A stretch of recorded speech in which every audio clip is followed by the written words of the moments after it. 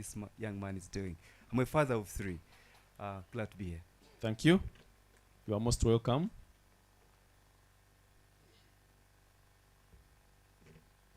Good evening. Good evening. My name is CP Obed Mpwerirwe, and I lead a team that provides audit services through an audit firm called Obed Associates, and I'm glad to be here.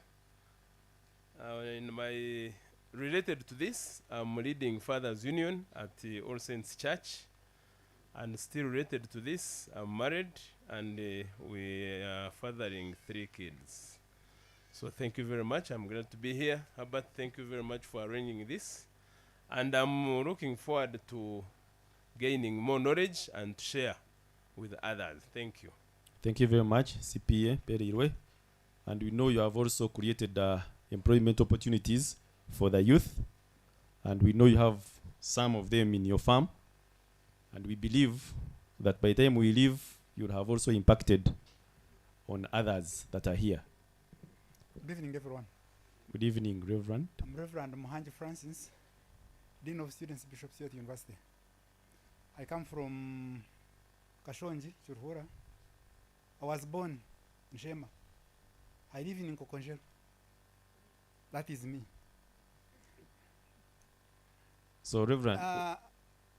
Adonia is one of my mentors. I begin with that one. He's one of my mentors. And that is what has motivated me to come here.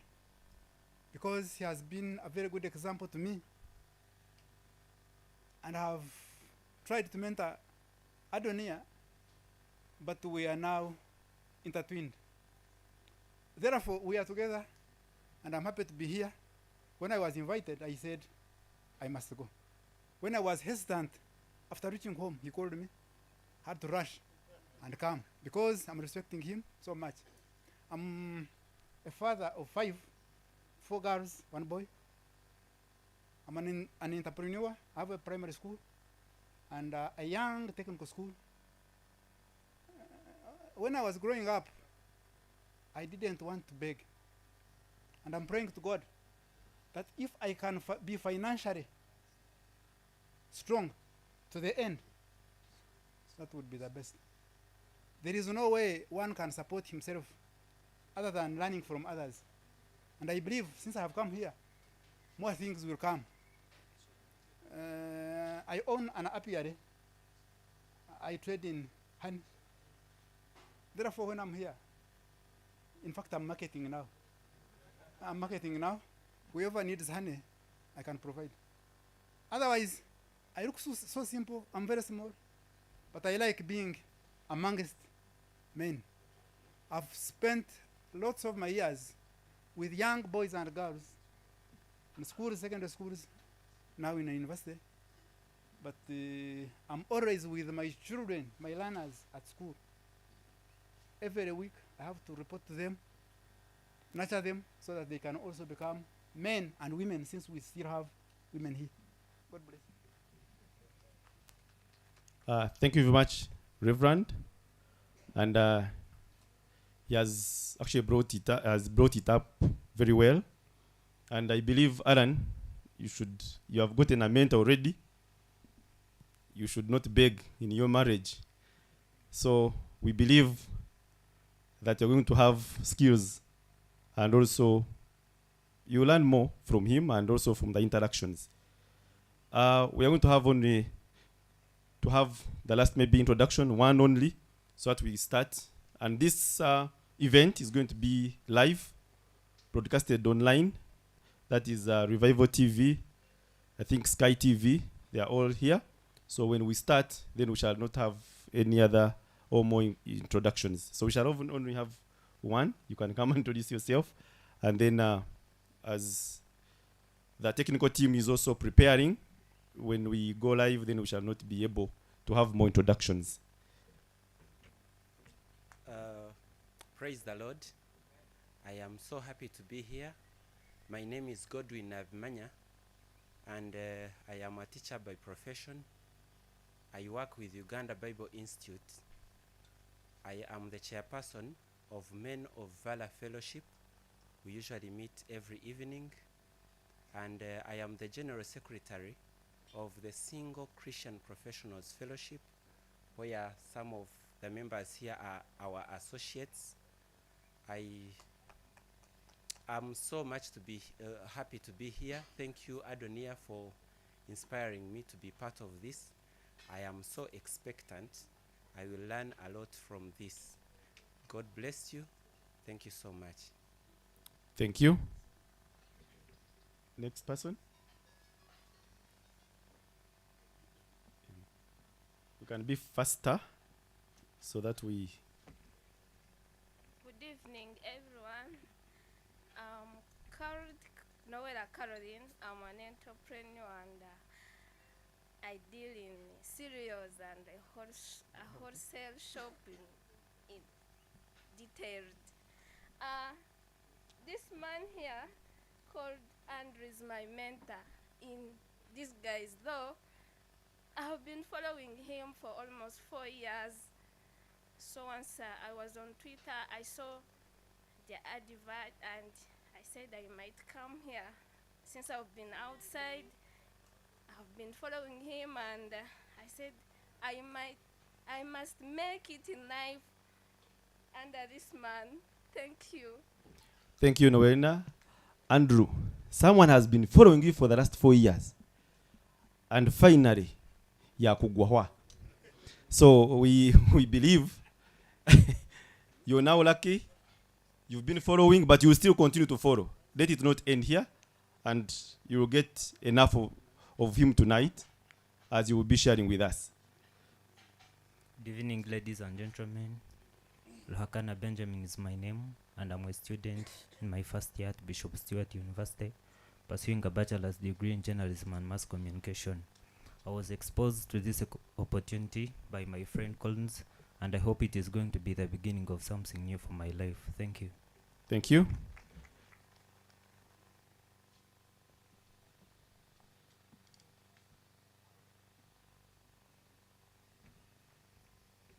Protocol observed. Good evening, everyone. Collins Nwasa Sira is my name. I'm a church leader, lay reader from St. Andrew Chikonko Church of Uganda, Karera Parish, Kawohe Archdeaconry. I'm here as invited by my role model, Mr. Herbert Mugumya. I'm glad. I hope I'll learn more things from here. And I would like to know why men are not in church. We have few men in church, so I would like to know.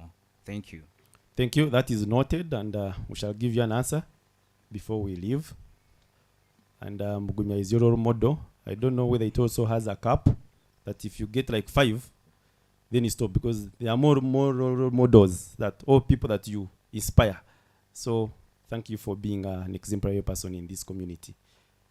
Good evening, ladies and gentlemen. Good evening. How are you? You're fine, Banil. My name's Banila. That is my company. But my name's, I'm called Lauben Batondine. I'm born in Oshenyi. I attend All Saints Church. That is my church. We are setting CCTV cameras around in Barara. And if you just see around, you'll see the cameras are around with us. So whatever we are doing here, you'll see it next time. But I want to thank Mr. Albert Mugumya for inviting me to come to attend such a thing like this. And those are some of the things that we are missing around in Barara City. So I want to thank Mr. Albert Mugumya for inviting me. Thank you very much. May God bless you. Thank you, Banil. We also welcome our businessman and one of someone who is going to give us a testimony. That is Mr. Fred Kafoko. You are welcome. And the people he has come with, we welcome you to this men's fellowship or men's dinner.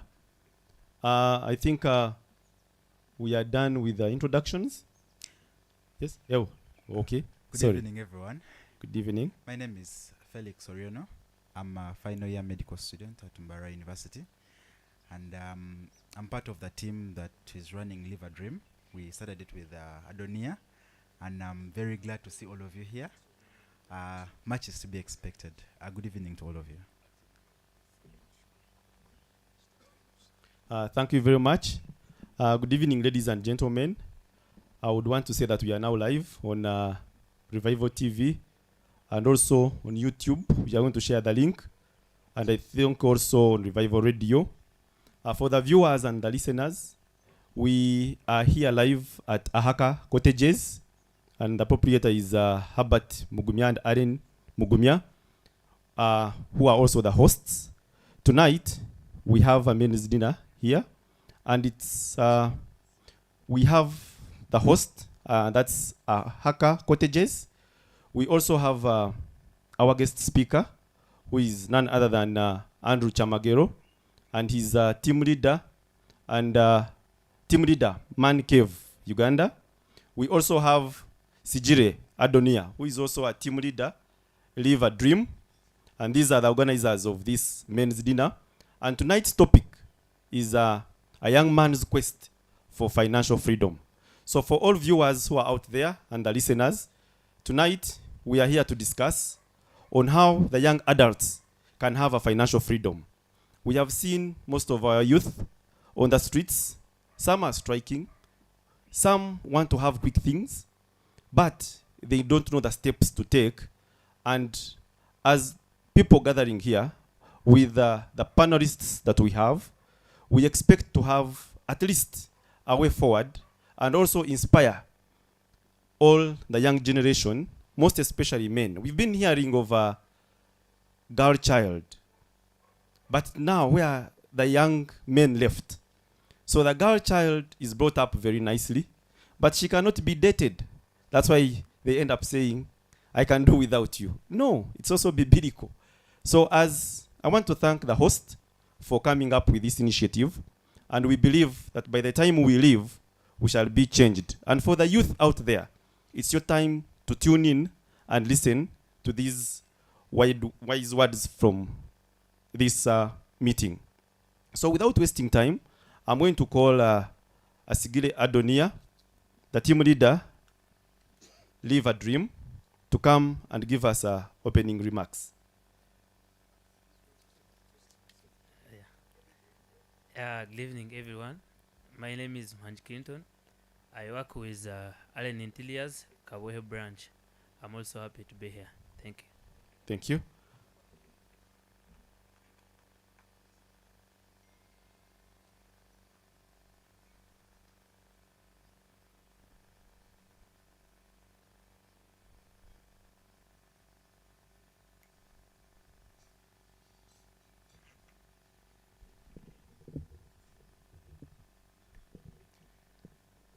Once again, thank you so much, the modulator. I don't know where I can start from. Our guest speaker, our host, Uncle Herbert, all guest speakers, all speakers that have been invited for this cause, our elders that are in this place that have come to share with us the knowledge that we yearn for. Our friends, businessmen that are in this place, students, ladies and gentlemen, good evening. Standing before you is Sigire Adonia. I am a fifth born out of 6 from deep in the Berere, Sinjiro district. I am done with my law course, 4 years waiting graduation and also LDC. I have gone to school like any other student can go, and I thank God for that. And I thank God for the favor He has put on me, for the different places I've gone to and different people I've met. I'm trying to lay a ground such that I can at least find where to begin, because my shoes are too small to stand here and share. And so, given that background, I have had a desire, basing from where I was raised, the people I have seen, I think in the sub-county, if I'm not the second, I am the third student that has done law. Every time I go back home, I see young boys who don't continue with secondary school because maybe girls are better safe in school than if boys go there. When I am going to some district in Kavale, there's a place called Chikona. We have 80% of the people there being boys parking, called Chikona, in parking Matoke going to Kampala. If you visited the streets, statistics have it that the biggest number of people there are the boys. Suicide cases increasing in Uganda still are the boys. Ladies that are here, we are sorry to say, dropouts today that are increasing from school are boys. People that are failing to finish school are still boys. Recently, MUBS admitted 1,400 in year one. I think it was 14,000, and boys covered about 20%. I mean, that is the background of where one day I was in my hostel, even though I was somehow into politics, but I created more enemies than friends. But I felt this world needed someone to talk to someone to have more hope. A brief story that has called for this is a friend that I have lost in years, whom I went to school with, and parents that are here, you will bear me witness. This is a young boy that was very good at literature, but at senior 5, he got friends with a big sugar mummy in one of the suburbs. And we tried as students, I was a student leader. I tried in the capacity of a friend, I tried in the capacity of a leader, but this boy still failed. And teachers always told him, always judged him, always abused him. Even at home, they didn't have any kind words for him. So one day when all that had passed, he got hold of his phone and called me. He was from a bar. When everything had gone amiss, I think he picked sense later and felt he was tired of himself. He called me, Adonia, I want to meet you, not as a head prefect, but as a friend this time round. It was at 8 p.m. I came with 2 boys because I thought I was not safe.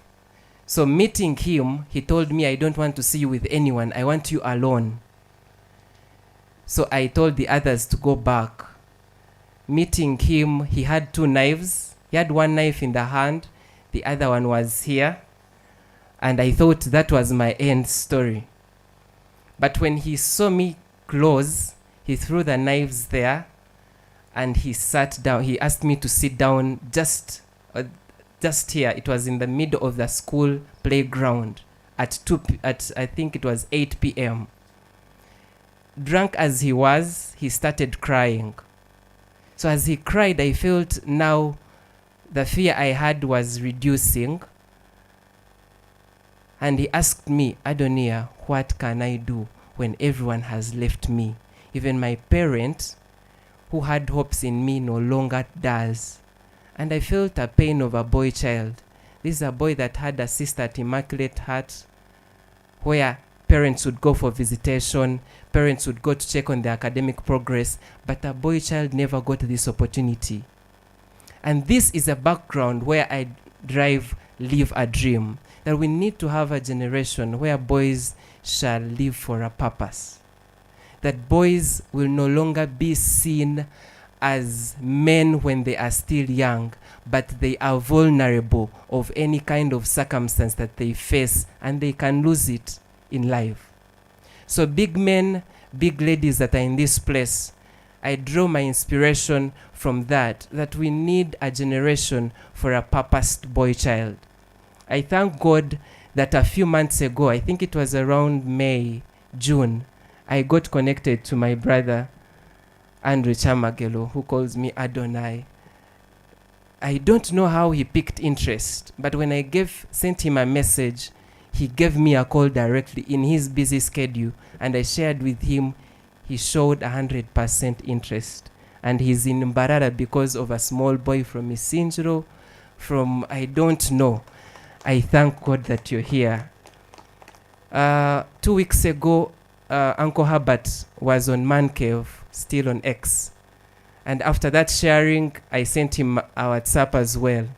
He picked interest, and immediately we started catching up, and we are here. He told me, I want us to have this discussion, and we are here because of that small online interaction. Thank you so much, Uncle Herbert.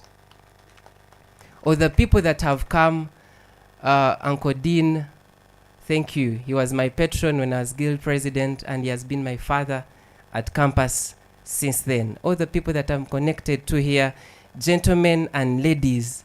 Ladies that I'm here, I am sorry. We are not fighting against feminism. We are not fighting against women emancipation, but we are fighting for a cause that if given less attention, in 20 years, we shall not have men. I am a public speaker. I have visited schools to train public speech. I want to make it clear to you that we no longer have boys in debates and public speech. Do you know why? Because they no longer have that self-esteem. Because they no longer have the confidence that they can speak. Boys in schools do not have platform. You go and news anchors, he's a news anchor. Most interviews are passed by ladies. Do you know why? Because in our primary schools and secondary schools, senior women would put aside small girls and tell them, you are better than a boy. And for us, they would talk to them, and we could keep in class, and later on girls would come boosting with that confidence, but no one would talk to a boy. And this is where we are headed, that no one still talks to a boy. Where are we heading to? And so this is the discussion. My dream is seeing this discussion widening to greater heights. When we were entering, one gentleman here said, thank you so much for bringing these discussions to Mbarara. That whenever we see them in Kampala, we think about the costs, where to sleep, and we cannot get there, but we always yearn for them. And we are just, belief has given us decoration. You never know where this is going to stop. You never know how many souls it is going to save. You never know how many souls it is going to touch. And it is your responsibility that your word, your cup will fill someone's mind and future. And you're no longer going to be stressed because of the street thieves, because of the thugs, because of the street children down there. And so it is a discussion, financial literacy to begin with, that we need to understand the impact, how we can use money, how we can get money. If Mr. Kafoko is here, how has he gotten there? If maybe the manager is here for Millennium, how has he gotten there? Our parents are no longer available. We cannot have these discussions with our parents. Then what next? If our parents are not available, who is going to be available? The sugar mummies are very available. Can I repeat that? They are available to give us the money we need. They are available to give us even the time that we need if our parents have not given us the time. And so it is the cause of these discussions that we break the fear, we break the depression, we break all that we've been in the small circles and small enclosed rooms to have a bigger discussion for a purpose generation. I end by introducing him. Please leave a dream. The team that I've been, the small team that has managed to come, please stand up.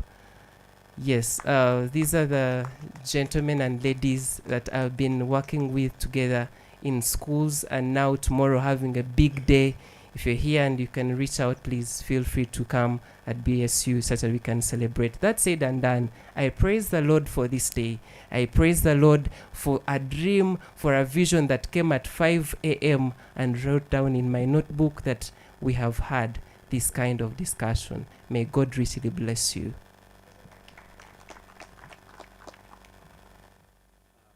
Thank you, Adonia.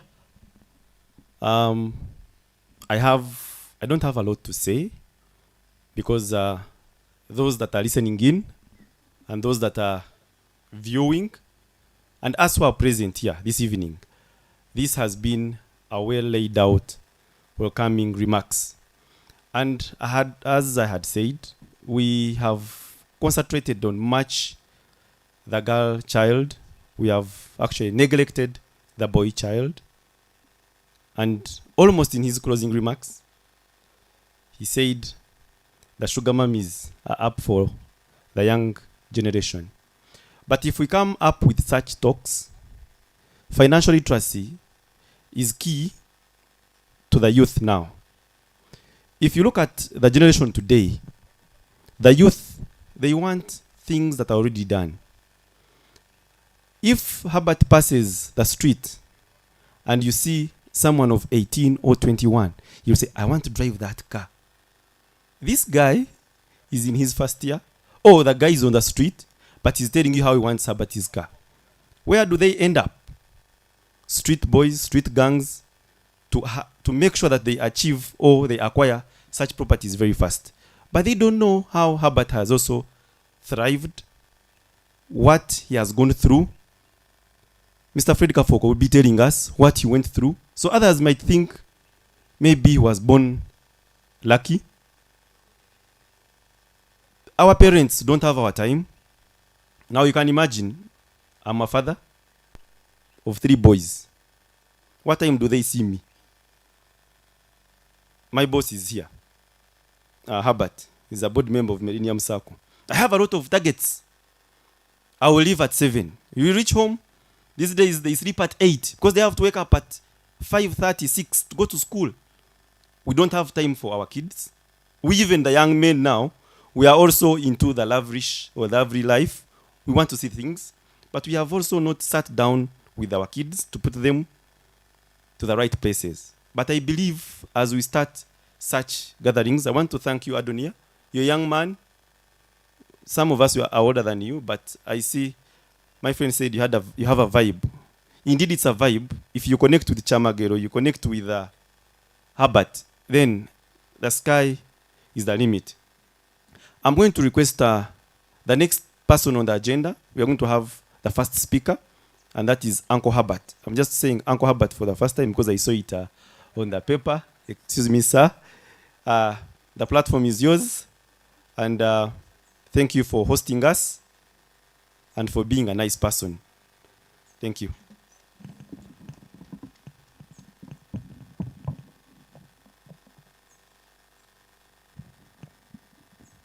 Good evening, men. Good evening, ladies.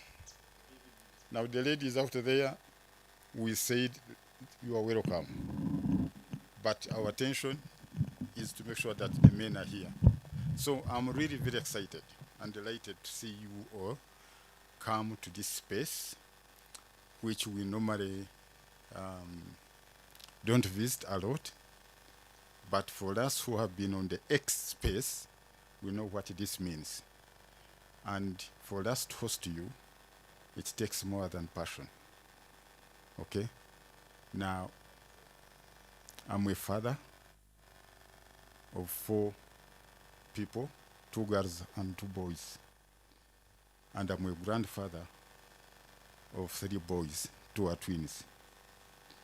Now, you can imagine the anxiety I normally have when I see many boys struggling, not just because they lack something, but because they lack someone who can touch them. So the purpose of us coming here is to really understand the dynamics around that issue of a young man being stable, being confident, and be in a position to take responsibility sometime in the future. Now, for the viewers out there, I just want to start by introducing Omuntu wa wansi, Andrew Chamagero. Please come here. And then the people you came with, you will introduce them as well. But first come and greet people out there who have been waiting since 5 o'clock. Good to be here. Good evening, men. Good evening, men. So today I woke up at 2 a.m. and I've not had sleep yet. I've been running between meetings and work. We serve a very good country.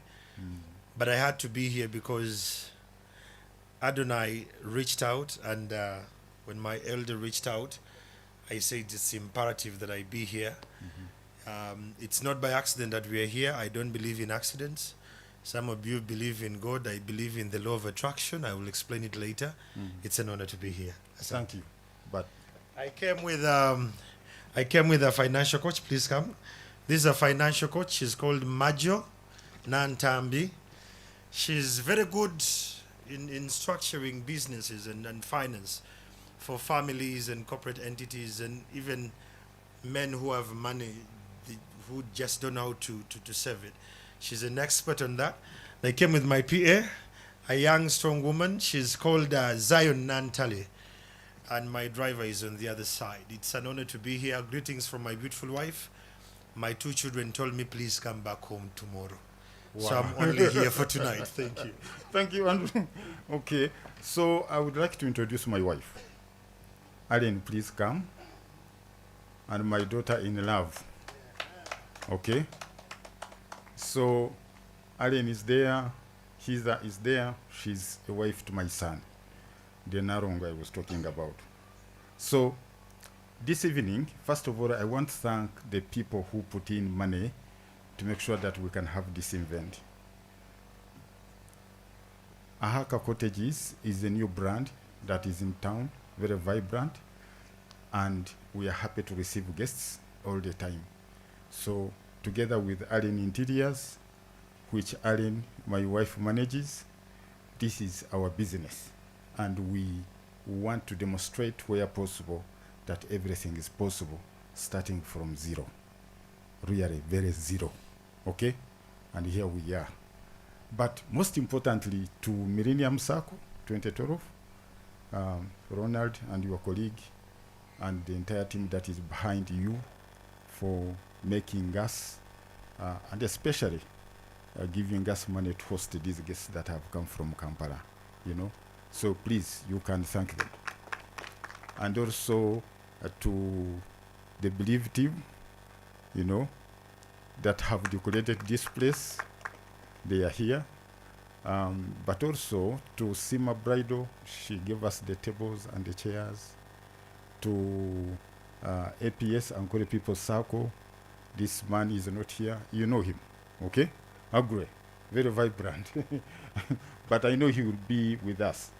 But most importantly, because we are speaking and everyone is, you know, listening and seeing us, first of all, to Kato Disan for the entire public address system that you see. His music is here, his team is here, and he did not ask for a single coin. Okay? That shows you how important it is. And also, very importantly, to the media group led by Revival TV, which is the newest brand in town. And luckily, I'm the chairperson of Revival TV and Revival Radio. So I'm happy for the first time to host them here, but also to Sky TV, together with my friend Yedidia, who made his team to be available here and have this event relayed. So for the majority of the people out there, you will not miss. You will continue to follow the events as they happen every minute. So I want to spend a few minutes so that I do not take time and squeeze you because you are eagerly waiting to hear from Chamagero. When Adonia came up, essentially he was inviting me for tomorrow's event. These guys are so enterprising, very creative, very surprising. They are convening, I think, 8 or 11 universities tomorrow who are coming to BSU. And these young people, a group from IU is Islamic University in Uganda. They are on the road and they are coming here. We are going to have dinner with them. Okay? And other universities, you know, MAST, Kabare, you know, BSU, of course, they are the hosts, and the others that will be converging. So the purpose was to ensure that me, Chamagero, who was their chief guest, be in position to meet the young people from universities tomorrow at Bishop Stewart. But then we said, not everyone who is here is likely to be at the university. The topics are slightly different, but the issue rotates around young men, money, boys, all these things. So we wanted now to become the icebreaker for the event that happens tomorrow. Okay? It will be very huge. It will be well covered. But for now, this is an opportunity that I crafted myself and I stole something. But we say, namahise nyungaga tukwe. Okay. Andrew, you told me some people, they have already hijacked him. They say he's camouflaging, he's a real Muhima. This Andrew you see here. Although we know he's really a very son of Kabaka, so we cannot doubt that. So, let me start like this.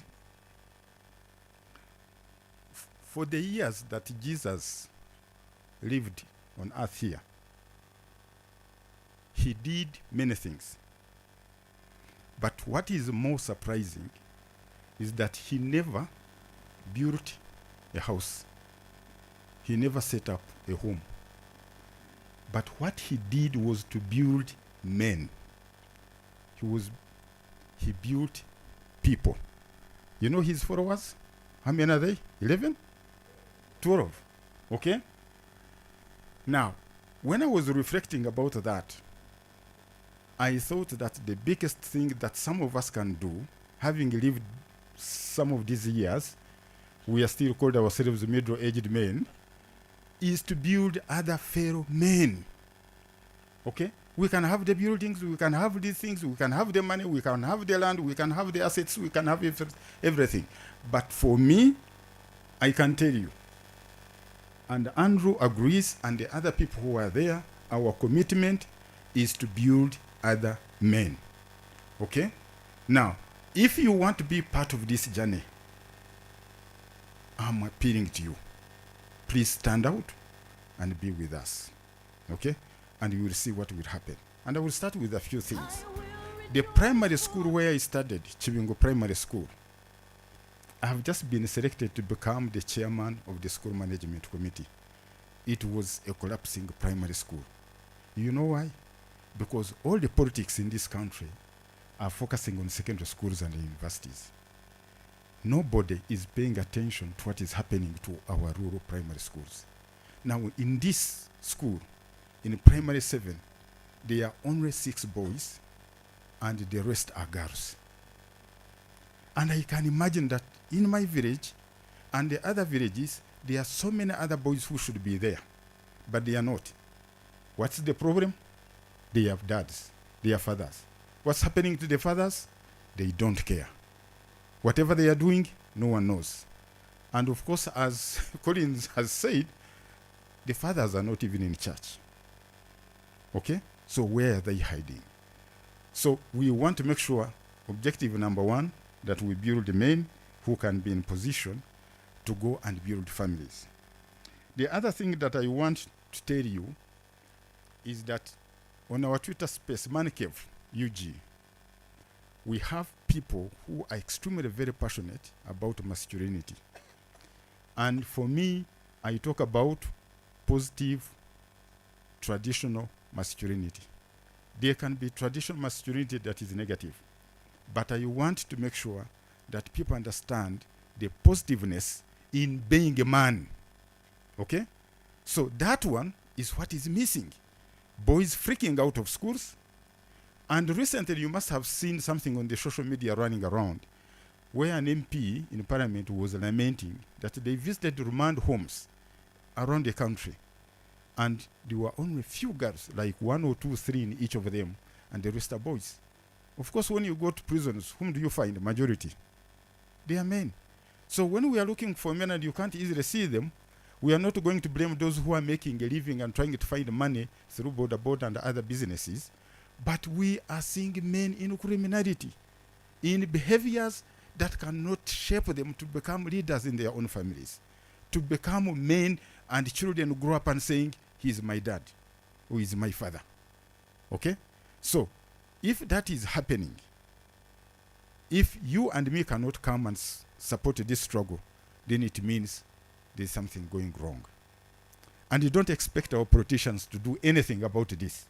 In fact, I even believe that these politicians, they feel like the fewer we are, the better as men. Okay? They don't want competition. They will harass you out of everything.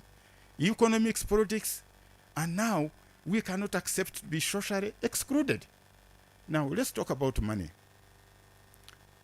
The word financial freedom is the highest level if you go to define the issues around financing. It is the highest level of achievement you can attain if you are ever looking for money. Okay? So that's the best thing. It means someone has the freedom to do anything on earth. They can travel, they can eat, they can dine, they can sleep, they can do anything within their means. That's what it means. But when I was checking, I looked at something to do with financial independence. I think you guys bankers, you will tell us. I saw something to do with financial security. I saw something to do with financial stability. All those are different levels in which men, if you want to dive deep into some of these things, you will understand the differences. Okay? Now, I cannot say that I have reached the point of financial freedom. No. Okay? But at least I'm sure of financial stability. I'm a little bit sure about even independence. Okay? Because I'm a person who made a decision and I attempted to work with the government and I said, no, that is it. That was enough. 1 year was enough. I tested it. That was it. But to make that decision, for us as a family, together with Allen, we were struggling to find another decent job for ourselves. She had a job. I had a job. Both jobs collapsed. Just in a blink of an eye. And yet we had a family here to feed. Okay? And they were young families. That was around 1995. That's when we made a decision that we can do business, start small, the smallest you can ever imagine, the smallest in Barara Makanising market. I remember the first financial company to give us some loan was called Eklof. I think Eklof is called a community loan fund, something like that. They were based in Kampala. Okay? I don't know whether they still exist. Now there are so many circles and financial institutions, they have overshadowed that one. Eh? Omuchara Nkoba, you know, Nkoba Konen Mujkogwa Chamugorani, that's the lady that introduced us that loan fund. And we started from groceries, years passed, we changed, she changed. For me, I got other jobs, but she was able to persist. That level of a woman's resilience, I would really, I couldn't imagine that if I was a man, I would go through what she went through. Okay?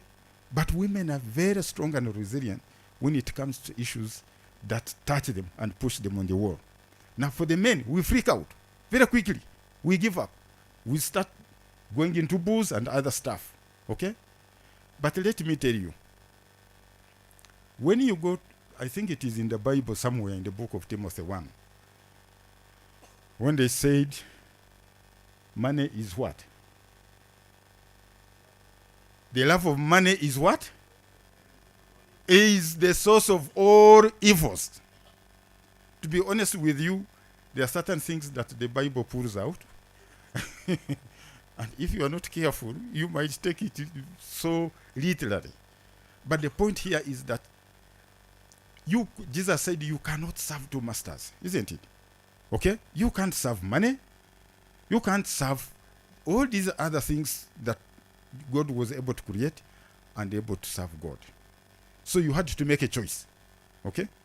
I think that one is in Matthew. Okay? So you can't serve two masters. You just have to serve one. But when you listen to other preachers, the way they interpret that and they take it forward, it's like we are not supposed to chase money. And yet everything we need here, even the church itself, it needs money. A church that doesn't have money is collapsing. Now the few men who dare to be in church, and you see these days how the church is conducting its business, there are certain things that make us very uncomfortable. And I think some of the reasons why men pull out is because of that pressure. You get me? Some of you have been to our rural churches. Here in town, we don't do these things. Some of the churches is a pure market. So if the church is very shrewd and strategic to find money, So for you who is bringing money, what is the source of income, part of which that you are bringing to church? You get my point? So these are the things that we have to interrogate and understand, that the Bible is saying we shouldn't look for money. We are here to look for money, and we must get it. And the opportunities are increasing every day, and I'm very sure that people won't be disappointed. So there is even a book which says you have, and you have to get some of these things very clear. Some of us no longer read books, but there is a book called Think and Grow Rich. Okay? And it is a multi-million selling book for the Americans and other people who understand some of these things. When they get such books, they buy them. This is different from this other guy who had this other storybook. He said how to make money, and then he needed money to print the book. Okay? He's telling us in his book how to make money, but he doesn't have money to print what? To print the book. So this is a little bit different. But I just want to let you know, for many of you who are strategic these days, to understand where money is coming from. Globally, I'm saying globally, there are about 6 line areas where people around the world are making money, including here in Uganda. Number 1 on the list, it is the financial services. Call it banking industry, call it anything. Number 1 on the list. If you are looking for money, this is the area that is top lucrative globally. Number 2, IT. I see many students going to universities here studying IT, and they start looking for jobs and they are stuck with their lives. Have you seen them? They are even regretting why they did such courses. But digitalization and IT services are one of the most things right now that are able to bring money in people's pockets. When umuntu katijire numureba aba masako kuba kutaranze senene okuba kutange senene. These guys with IT, they have revolutionized the banking industry, the money transfer, services. I remember when I was studying in Europe almost 2 decades ago, we had to go to a bank or post office to use, there was a money transfer thing. I've forgotten the name. Then you put the money there, and then you go back, and then they will let the people back home the money transfer, something like that. Okay? Yeah? Western Union. That's the thing. So these are the guys. Since we opened Ahaka Cottages here, they have been streaming here, showing us the different ways in which we can manage our payments so that customers don't have to bring cash. And they really don't bring cash. So people with Visa cards, or their own credit cards, or the mobile money, merchant codes, Momo codes, FlexPay, all these things. Every time you use it to send money, there is a drop of money out of that transaction that they take. You get it? The third one is real estate industry. Ejo things za kujigambo bingi because hapa mwe hata mlioko mbona na mataka. Construction industry. The one that really intrigues me most right now is the pharmaceutical industry. Pharmaceutical industry. The most beautiful shining shops in towns, in the cities right now, are pharmacies. Do you know why? You people. You just walk through and drive through towns, but you don't understand what is happening. Literally, we have moved away from eating food to eating drugs. So what people do is to run to the nearest pharmacy and buy. They do self-treatment, or some have prescriptions from doctors, but the most important thing is these pharmacies, the pharmaceutical industry, we don't know the manufacturers because I don't think Uganda manufactures anything here. But the guys are minting millions and millions of dollars. And the naive, they are here with all their social behaviors, bad eating characteristics, everything that we imagine. We go and have our fun, and then we take all our money to the pharmacy. Now, at my age, I will definitely have certain conditions in my health. But for you, young men, you would be donating that money to the pharmacist. That's what it means. We'll definitely have to discuss this. And the hospitals, as you can imagine, if the government doesn't look after them, people are running to pharmacies. The other one, education services. You know, all our education sector has been commercialized. Now everyone is going to private sector schools. Okay? Those guys are minting money. There is even some people here from that area. The other one, of course, the sixth is agriculture and food industry. Every day, people must eat. Now, these are not easy ways. There are so many others. But for me, I've just picked the top 6 that I have been able to read. Let me quickly go to, as I go to conclude this. One of the things that is really making us stagnant as men is lack of financial discipline. What is our behavior? What is our behavior when it gets to money? And this is the trick and my personal testimony.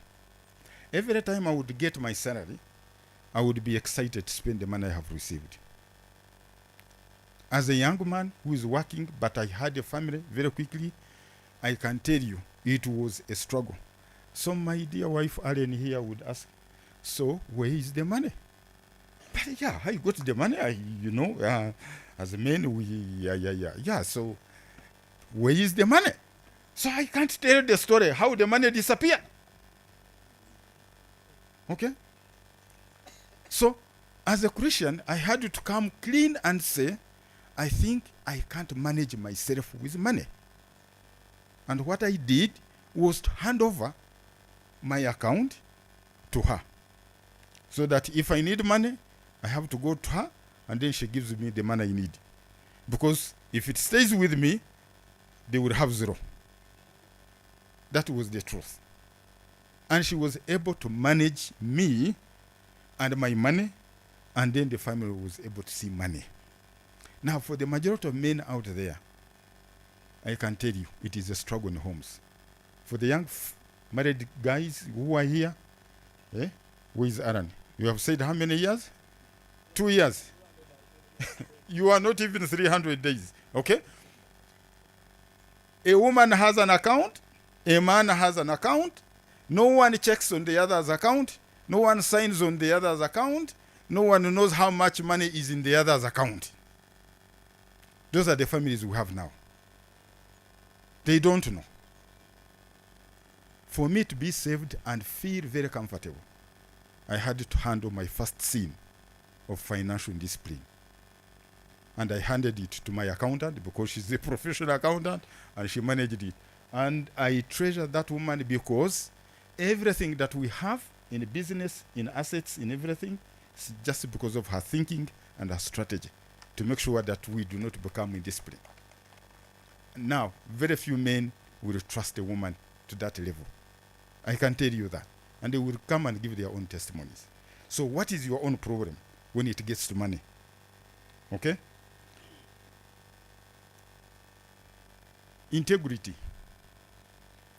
A very big word. Integrity deficits in this country are the highest in the globe. I can tell you. In this country here, with all the fake leaders that we have no one to learn from the word integrity. To be honest with yourself. That is a very big issue for me. And men, please, if you want to have financial freedom, come out. The other one, debts. Debts.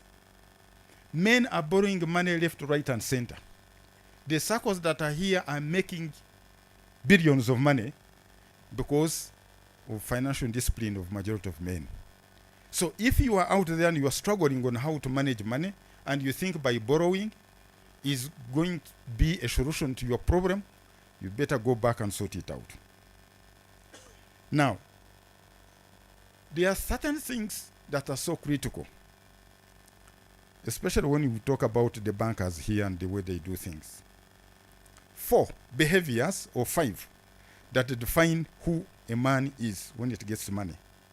Number one is a man who saves money. We call them savers.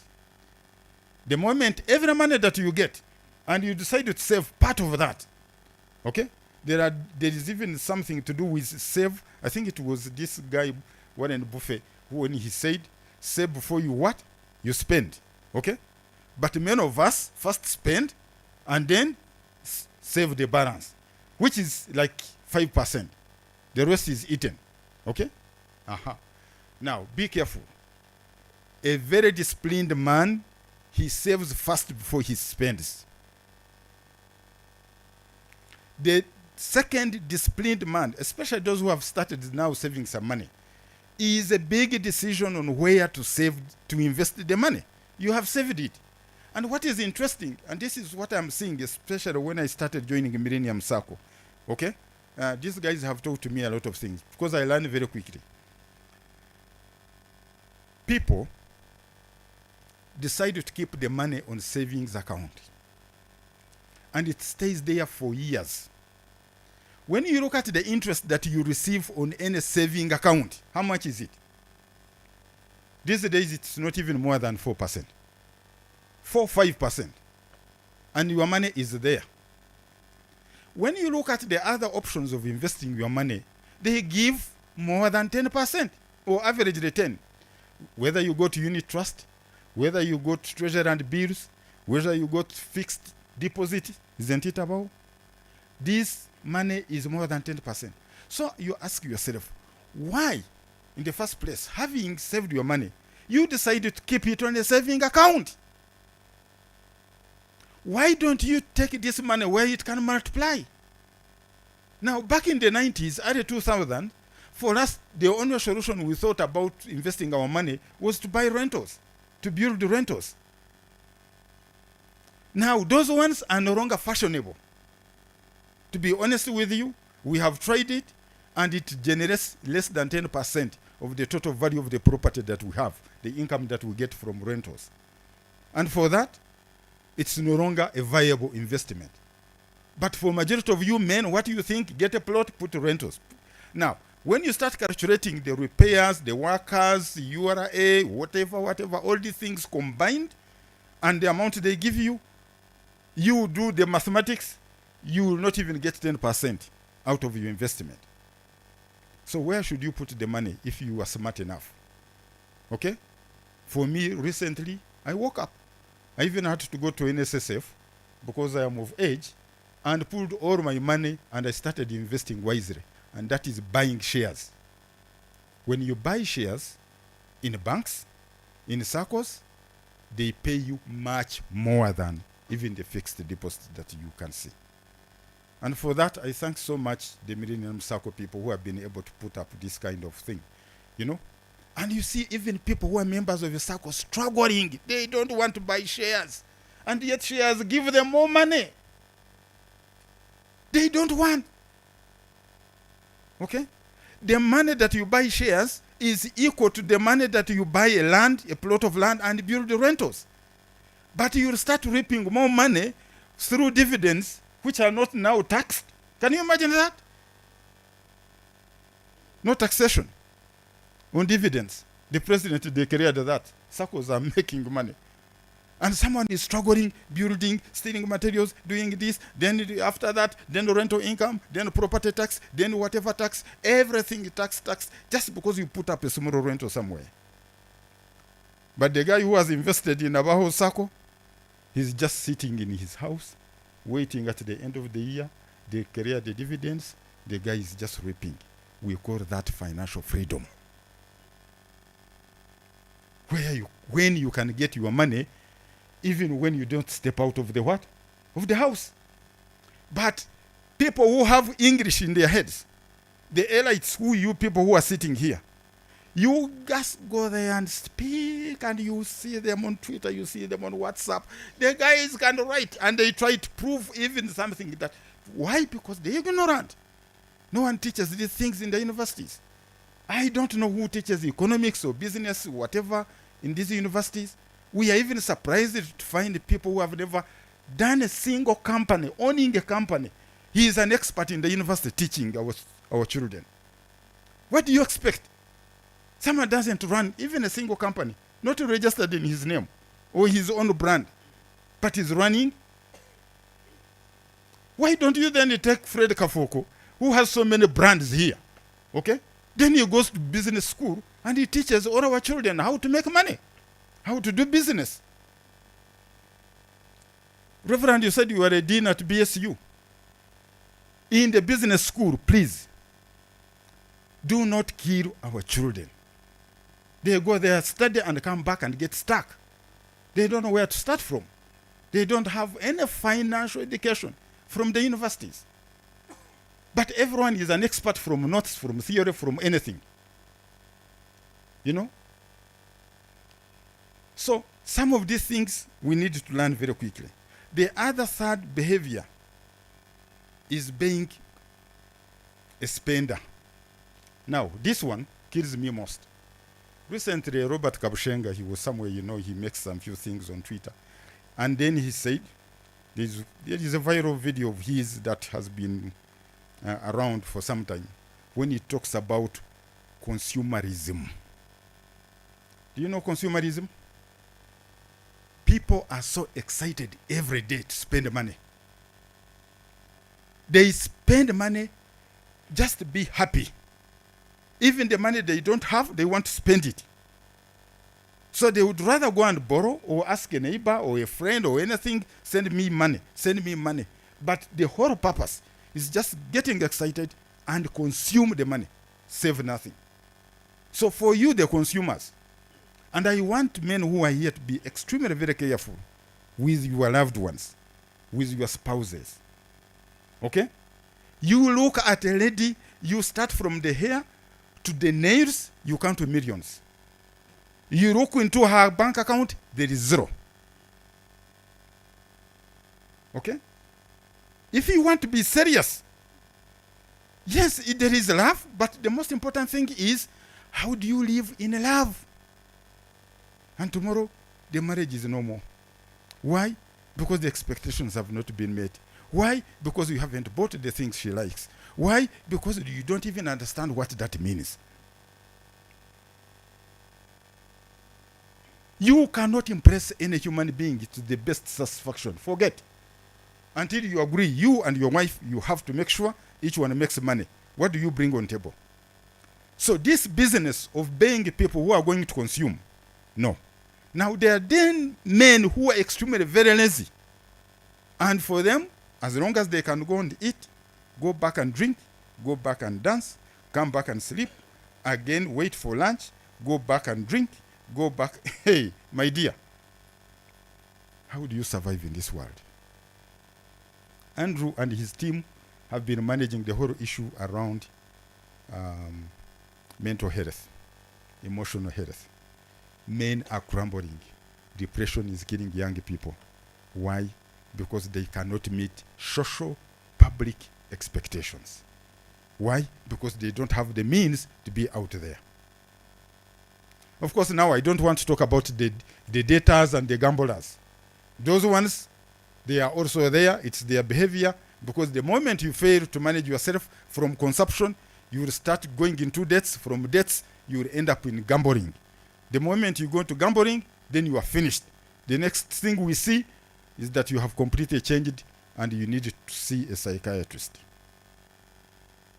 Now, for all the health conditions that used to get our grandfathers in the 80s and 70 years, they are coming down to 40 and 30, and young men are struggling with health conditions, diabetes, high blood pressure, kidney failure, all these things.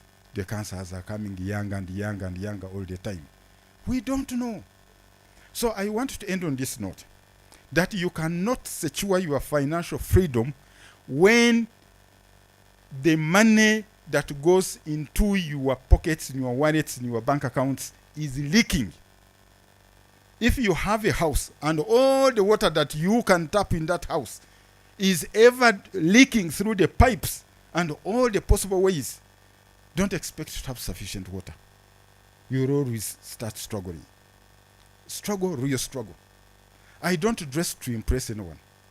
I don't aim to impress anyone. I don't, no. Just be yourself. Andrew taught me something very interesting. Self-care. Men, self-care. There are men who have forgotten themselves completely. And of course, issues are going to come, and they will be saying, I have a family, I have brothers, I have siblings, I have uncles, I have all these relatives. Everyone is looking at me. It's only me who is working. Now, the point that I want to end here saying, please, let us think about multiple sources of income for you to avoid stress and depression from one source of income, most likely, which is a salary. And that kills most of the young men. And how do you liberate yourself from that? The experts are here. Okay? Please, mind your health. Mind your body. I can tell you, there are two things that kill us, men, here. Number one, anything that you take through your mouth, unregulated or in higher amounts, you will die. Through your mouth. The second way, anything around your body here. Here. When the body changes and the hormones changes and everything changes, there are two things. You get life or you get death. And for majority of the men, they eat too much. Down there, they do too much. When you mix the two, your grave is very close. That's where the money goes. And then the rest of us will suffer to bury you. These days they talk about this in the burials. Okay? And we spend all those hours sitting and listening all these testimonies from all the gangs that were around you, called your friends. I call them gangs because they don't add value. Do you know, young men who are here, do you know why majority of rich men pretend to be poor? Do you know even the way they dress? When they pass through the street, you don't even look there because they are not dressing your design. You call them design clothes. Bwakanyama obusate obuhare bwona otonekero tubununano bwa biceps wena oryaho wena ori konko mugiga wena arabaho tokuchumangu yajarata yarabaho. Rich people pretend to be poor. Then you see poor people pretending to be rich. You can't even imagine. You just see the Pharaoh. You know he only has what he's putting on his body, but he's pretending to be what? To be rich. And they fall into the traps of things that are luxurious. Their age hasn't reached. You are talking about the car. I mean, if I'm going to buy a 300 million car, it means I have already secured the assets that can support that car. But if you are going to get a loan to buy a car, there is a colleague of mine who crashed it after getting a loan, and the following day, that week, he got excited, went out to drink, and he was in the northern bypass in Kampala, around Bwaise. The car was upside down, having knocked another car. Why do you pretend? Who are you trying to impress? These daughters of Eve or sisters or whatever, for them, that's not even what they are looking at. Majority of the girls look at men with brains, men with goals, men with plans, men with strategies, men with, thinking capacity. They are not looking the way you have come to park around their father's house. That's not what they are looking at.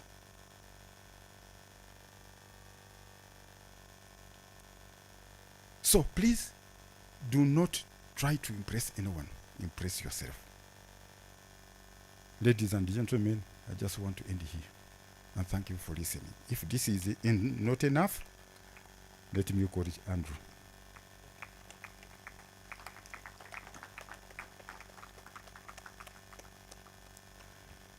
Andrew has traveled this world. Andrew has met the biggest man here in Uganda and the smallest. He even calls himself umuntu wa wansi. Is this man muntu wa wants the way he looks? Eh? Is this man who wants here? Aha. He's not. But this is his identity. But the thing I love about him, he is able to throw nuggets. You call them nuggets. Okay? And pick what you can, leave what you can't take. But you will definitely get it. Okay? Now, for us, this is what we want to hear. This is what we want to know. Please, here's the microphone if you want to sit.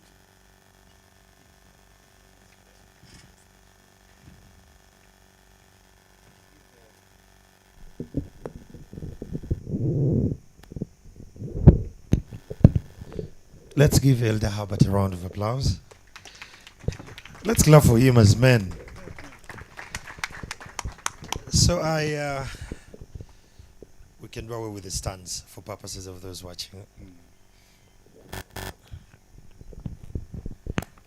I'm very happy to be in the West. Yes, they've always said I'm a Muhima, Uchema Gironom Hima, Oguna Witu. Konkanka Jirangu. I am a typical Muganda, but I've traveled heavily. And I have a national outlook in everything I do. I don't care whether you're from the East or from the West, as long as you are an African person, you're my brother, you're my sister. We have had quite a lot from Herbert. For him, he's a little sensitive, he's old. One thing that takes our money is sex. Just turn to the man next to you, tell him you're sex. He turn the next man to you, tell him the biggest thing that is taking in money is sex. So you called me, and the women who are here, I don't care whether you're listening or you're not.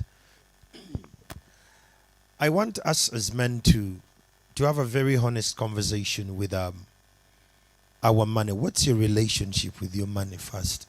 Think about it. Just in a hypothetical way, what's your relationship with your money? If you've never answered that question, you'll be as poor as you'll ever be. My biggest interview I've ever done in my journalistic work was an interview with Melinda Gates. And I asked her a question. Said, how do I become rich? She said, it's a wrong question. Walk with me. We walked for 5 minutes, and she said, ask your question again. Ask her, how do I become rich? She said, try tomorrow. I didn't get the question. And when she was having breakfast, I approached her, and security had cleared me. I told her, now I have a question. How do I become wealthy? She said, now I'll give you the answer. And she said, impact people. Simple. If you want to make money, impact people. Herbert and I have worked heavily with international organizations that deal a lot with family planning and population. I'm on the Population Balance International. I'm the only African and the only youngest. The next one to my age on that board is 55 years of age. And all this is entirely about people. But there is one thing I want us again to take a moment and reflect. Look at yourself as your family's only silver bullet. So in your village, you have your uncles, you have your aunties, you have all these other siblings. They are all dependent on one. You're here with me today. Just imagine how much life you're putting at stake with how you're spending. Think about it. If we have that, we won't sleep. My wife always argues with me when I say I sleep for only 4 hours, and I wake up to think because I have a target to retire in the next 10 years. Why? Because I want to live my life. I want to live not like Herbert. Herbert spends a lot more time here. If he's traveling to China to buy new stuff. He's not enjoying his money. I want to enjoy my money. Like I go on holiday, systems are working. I am not picking any call. That's the generation where I come from. His generation is looking at wealth in a different perspective. But imagine the people at your home, in your village, your entire clan is dependent on you, James, who is at Signature every Saturday. Think about it. And that's how I look at life. In your entire family, they say, we sent our son, he went, he studied, Akamarananka, LDC. Now he's a very prominent lawyer in Mbarara or Kampala or Africa. Look at how you behave versus their expectations. Let me just send it further to take your mind to understand the power of finance. How many of you here can track 7 generations from where you come from? 7. You can track your father, your grandfather, your great-grandfather, your great-great-grandfather, your great-great, and the great-great-grandfather. Who can find that? By show of hands. So most of us step on the 3rd generation, right? Have you ever taken time to audit your generation, where you come from? You ask yourself, where did we come from? What did my great-grandfather have? And what addition did my father add versus you? It's only Asians who have the 7-generation model. That they must track 7 generations from where they come from to find their path of money. Now we have what they call new money syndrome in Uganda. And you can tell new money people on the road. They hoot a lot. They make a vayo. Tamanyi vuga. You know what they're driving a womb and they're hooting to a 7,000 cc kind of car. If you're not informed, you'll be in an altercation with them. If you're informed, you get to know their 1st generation money owner in their family. So their discipline will tell. 1st generation money owners in families, they are pompous. When they come home and you have a service or you have a birthday and the budget is 7 million, they will say, close the budget. You know, they give the budget. They're excited to spend. Why? They have never been at this level of money. So while in finance, they will tell you that money, you look for it. I want to disrupt your thinking today, especially with the 7th generation. Guys, just think about it. If you had information of what your 7 generations did before you came to life, how much can you do? Just think about it. If today you can track that my great-grandfather had this, my 3rd great, they had this, and you track it, you'll find who you are today. So some people are poor not because they have not worked so hard, but they come from a lineage of poverty. And the poverty has a viscous cycle. The Catholic Church did a research of how poverty enriches itself among the Africans, and they got to know that it starts from the families where we start from. What was the conversation of money and you when you're growing up? How many of you was beaten when you touched daddy's money? They beat you. Does it shock you that when they tell you big deals of money, you're like, I think Herbert can handle that? Because your first relationship with money was don't touch. And up to today, it's running with you. Some of you are born again, you spend nights in overnights breaking all these curses. My friend, you need to find the pattern. What's your relationship with money? What was your first experience with money? These things, you learn them the more you go up. Elder Hubbard asked a question that why do poor people dress as though they are rich? the more you're informed, the more humble you become. When you see someone extremely arrogant and stubborn, they're not informed. The more someone becomes wealthy, the more humble they become, because they have seen life and money is nothing. So for me, I'm at a stage in life where I don't need money. I need relationships. That's what I need. And every time I tell it to my colleagues, they're like, Chamagirotoli is serious. No, because I'm enlightened. Money is an enabler. It will come, but it won't give you happiness.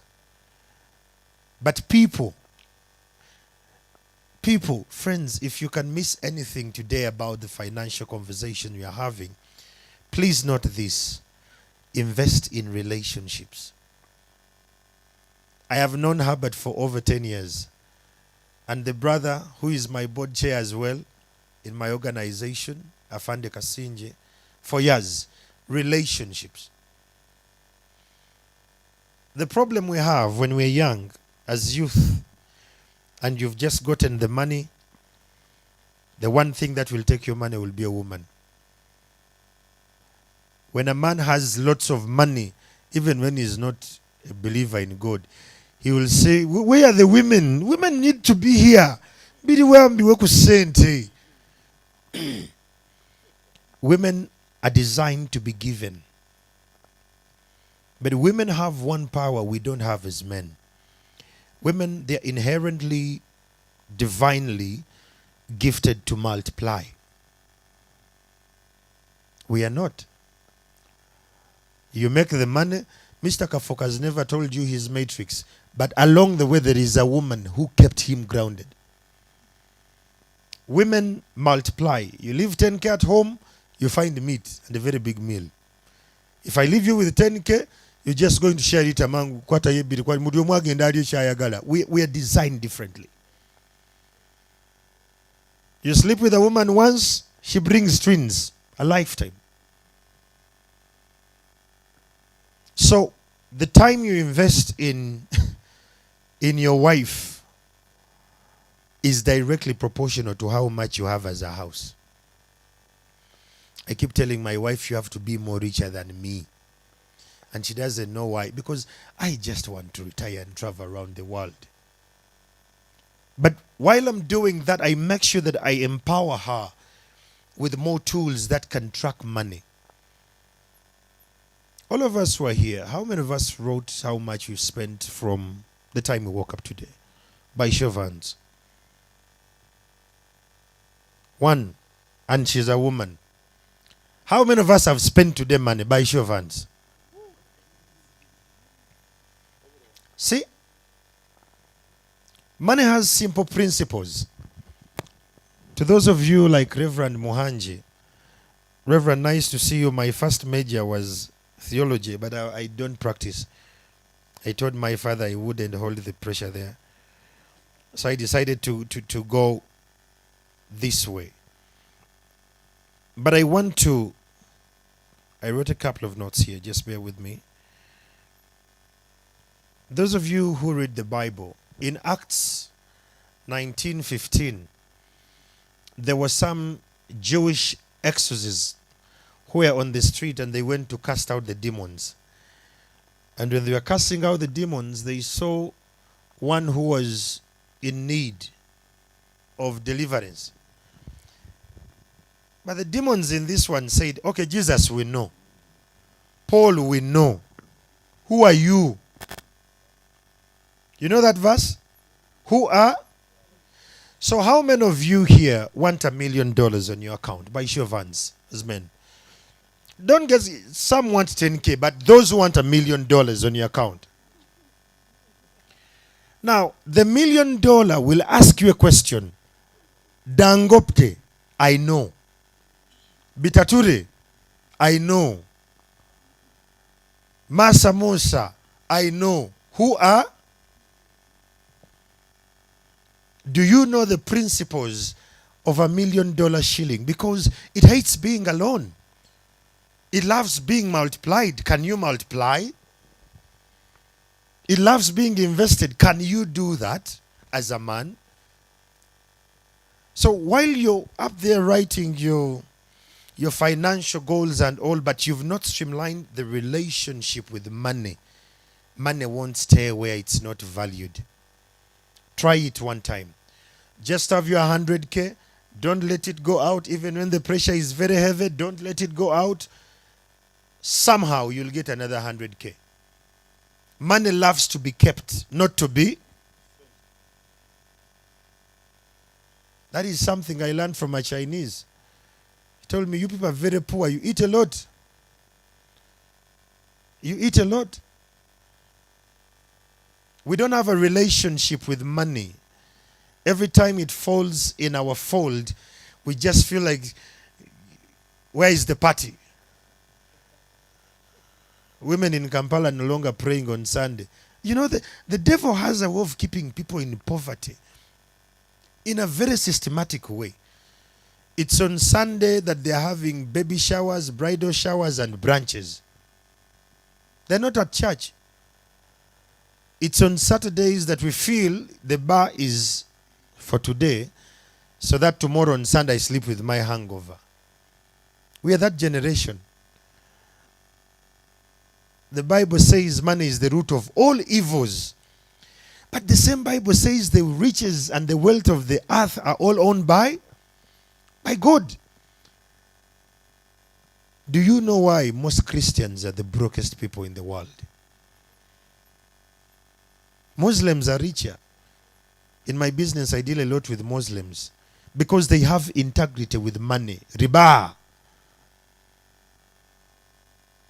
If I give James 100,000 Ugandan shillings and I say you return it on this day, James will tell me stories. Ali will say, Andrew, your money is here. The bar. Their religion teaches them that. Their religion teaches them that there is no tomorrow. Have you noticed how Muslims behave with wealth? Inshallah. How we are doing this tomorrow, he says, Inshallah. They don't procrastinate. But the James, the Andrews, the Jeffreys, in the Christian faith, we always say, Katuchikole incha blood. Katuchikole incha. We actually don't even say Inshallah. We are sure it's going to happen tomorrow. What a waste of a generation. Does it worry you that you're not going to be here in the next 7 generations ahead of you? And just think about it. Why should people 7 generations after you say that we had a father who was here? Why? Tamale Mirundi died today morning. Today morning. And everyone started to remember what he said. Do you know how long we remember you when you're dead? Do you know? Comrades, I'm speaking. We're having a conversation. Do you know how long we remember you? You don't know. You're only remembered for 7 hours. And after that, it's done. If they say Chamagero is dead, the first question is, tuzika wa tuzika di. Wetutukawo ani akola ku byokulya. The world is so fast that as a man, if you don't take time to unplug and think about you, no one is coming. I want to give you clarity on this. Women are created to live as and when you cannot provide enough anymore. They are created to live as and when you can't protect them enough anymore. They are protected to live as and when the world changes. The Herbert's generation has gone. It's safer. Ours, you marry a woman, she's looking at you as a fellow man. It's unique. We are dealing with a different generation of wives you're having. As a man, you need to take time and take a moment backward. In the sub-Saharan Africa, in our civilization, when it was starting before even the colonialists came, it was illegal, and it is still illegal, to make a woman pregnant before you make land pregnant. Before you even say, hey, she looks beautiful, what have you planted? You have two wives as a man, land and the woman who gives you children. And women don't get married to men because you look so good. No, women get married to an estate, land. What land do you have? Besides the numbers on Twitter and social, I have followers. I met a young boy the other day. He told me, I'm a TikToker. I said, what do you do? I'm a TikToker. I said, break it down. Tukola video nezitambula ne bansasula. And I'm like, so how long are you going to na chama go tobiteka munyate ruzungu temutu nafuya. My question, I was looking for where is the land? Among the people in the West, your culture says that by 40 years, you must have a house. You must have a house. And there are fools coming with different doctrines saying it doesn't matter whether you have a house or you don't. You just be happy. Such fools are within us. They're riding with us. They speak with us. But think about it. Some of you have children and you've not made the land pregnant yet. You don't. You've never planted anything. You don't have a cow. You know, marriages. Let me just show you how strong a woman is. Around the 1800s, if a man was going to marry in the sub-Saharan Africa, that's where I come from, and I've taken time to read the data that informs us of who we are. If a man was to get a wife, it was the duty of the arch-matriarch, the grandmother, to look in the kraal with the father to find the cows that befit this wife. And then they would go and find a bride. And they would say, Chamagiro, this is your wife. She was a child by the kraal. She would actually spend 2 days and 2 nights next to the kraal where there were stones and cows and cow dung, and she spent a night there that she was part of them. And after 2 days, celebrations and announcements were made by the other family that we have brought you something. Not a woman. She doesn't have a name anymore. And it is on that occasion that she would then take the family's name. And her job was welfare, wealth, and the estate. Take a moment. Again, think about why you married. Do those 3 elements come through? Wealth, welfare, and estate? Comrades, just think about it. We are having a conversation here. Did you take time to audit that? Think about it. We are marrying for love. It's a generation of nyash.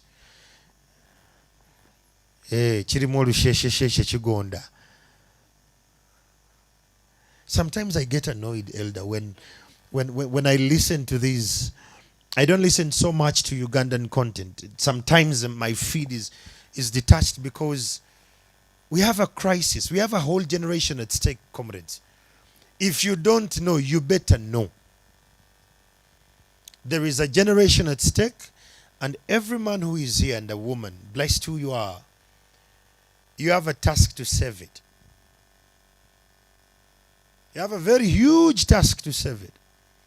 Some of you believe in God. I believe in the law of attraction. That as and when you're ready to receive some particular information and to go in the particular direction, the universe will align the right people to talk to you and the right content in the right place. Simple and plain. Reverend will call it God. But how ready are you? Just think about it.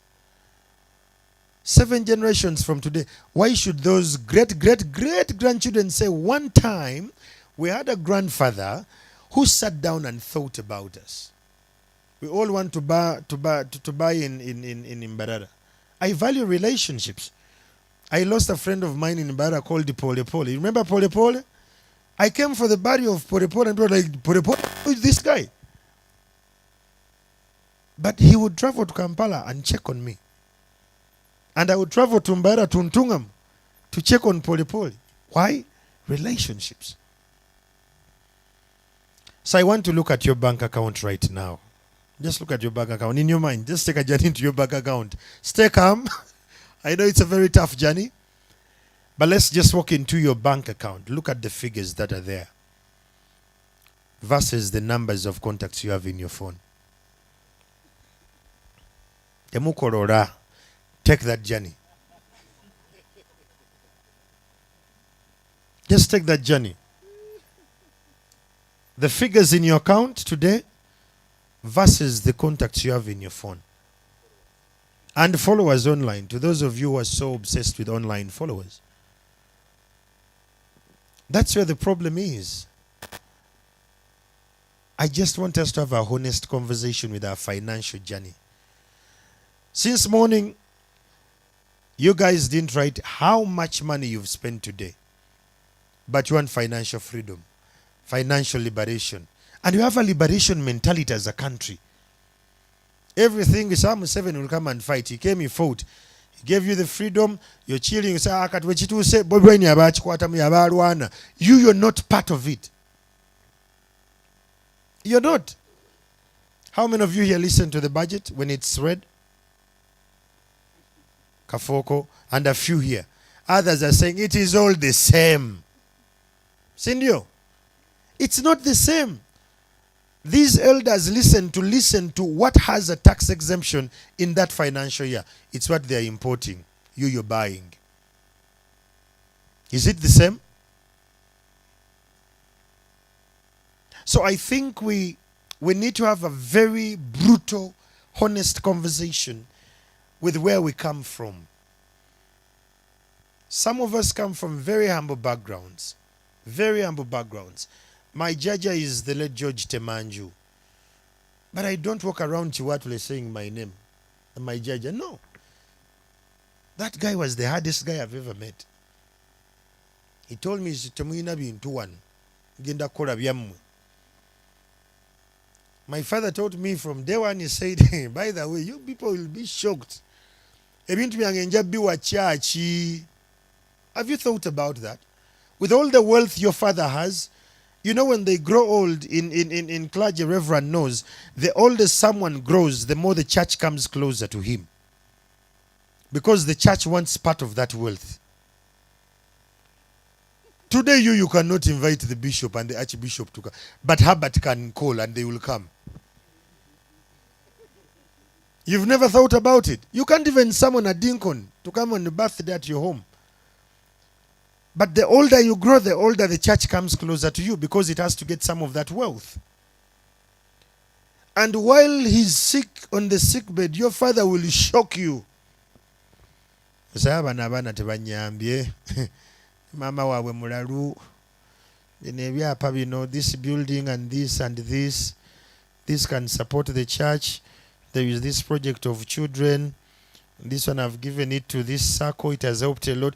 When you're old, you just want to give out. You're very generous. So comrade, you're in Kampala, you're in Mbarara, you're wherever you are. You're saying we have a lot of property at our home. Your father passes on and they read the will. All you have left is the official home. All the buses, all the big chunks of land are gone. You're back to square one. You have no time anymore. Some men go cuckoos when their parents die, not because they are deeply hurt. They are in shock to believe that they don't have anything. I'm that kind of father who can do such a thing. Because our generation, we feel we're entitled to our parents' property and wealth. We are very entitled. We actually don't identify ourselves by our names. When you meet people, say, hey, that is Biarohanga's son. They don't even know your name. Biaruhangas. Which Biaruhanga? The one who owns the other, where DFCU is. Now all that line, all those are their buildings. Biaruhanga's buildings, not your buildings.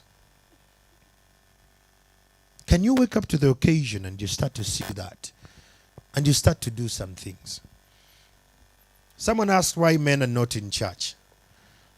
Men are not in church because nyash is casual and can be accessed. Sex is casual. You want sex now? You go online, you'll find it.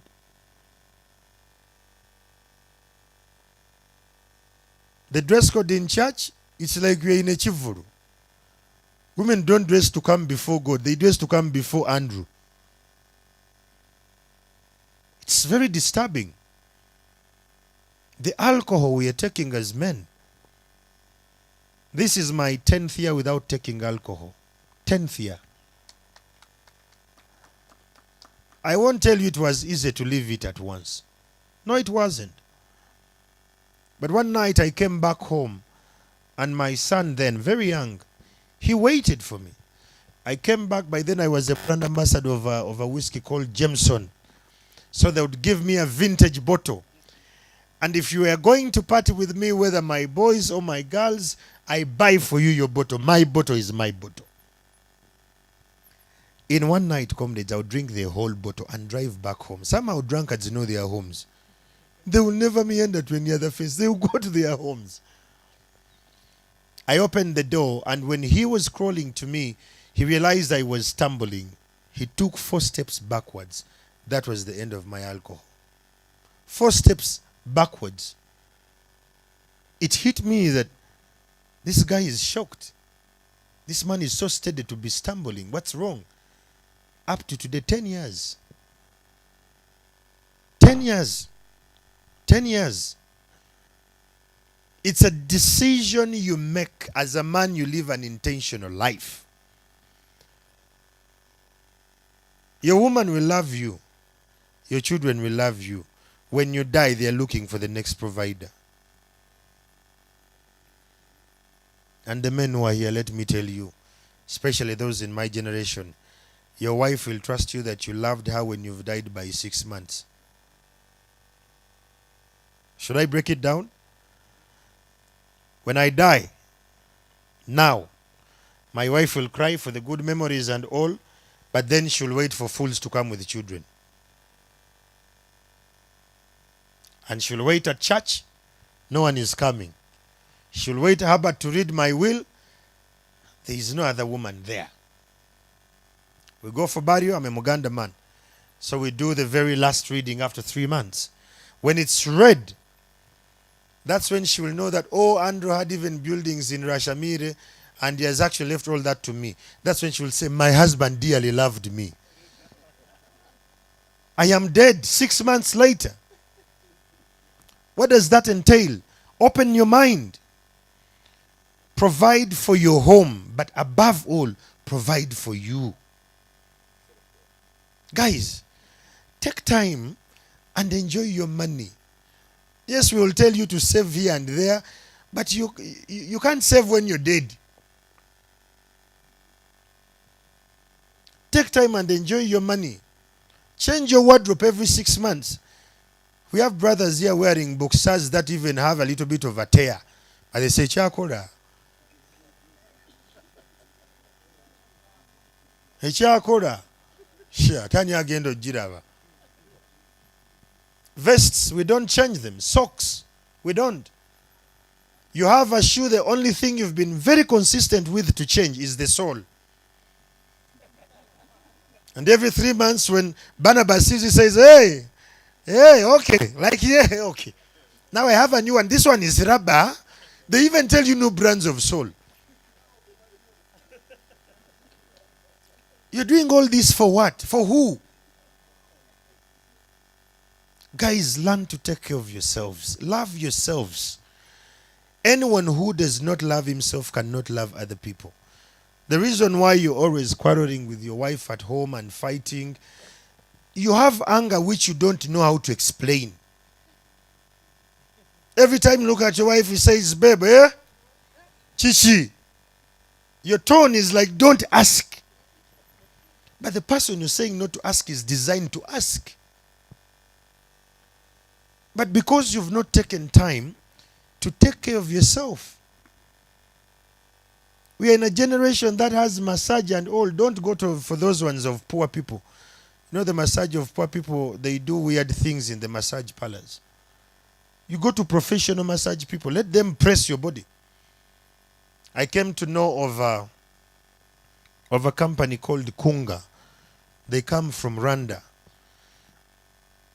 They do physiotherapy using their hands, but they mastered the spine. When they were teaching me how they do what they do, I told them this is something weird. If a man has a back pain at the very lower of the spine, that man will never erect enough. That is one. Two, that man will be tensed up every time. I told them, no, you guys are not serious. This is not true. They say, you go read about it. Men, find time and go and take care of your body. How many of you exercise here every morning? By show of hands. 1, 2. Others, what are we on? You're not physically fit.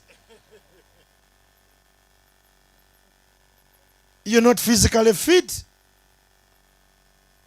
You sleep, you wake up, you shower, you run, you sleep. You're always on the phone. So there is one thing I'll tell you for a fact. You can't have financial literacy and financial independence when you have bad health. It won't happen. My father runs past my house every morning at 6, every day. My father is 78 years of age. Keeps telling me, bonotuuka nga weetaaga ojja tambula nange I tell him nja kujja edda. Because my contract at NTV does not allow me to jog on the street. But I take time to be in the gym and I do my cardio. Let's think about it.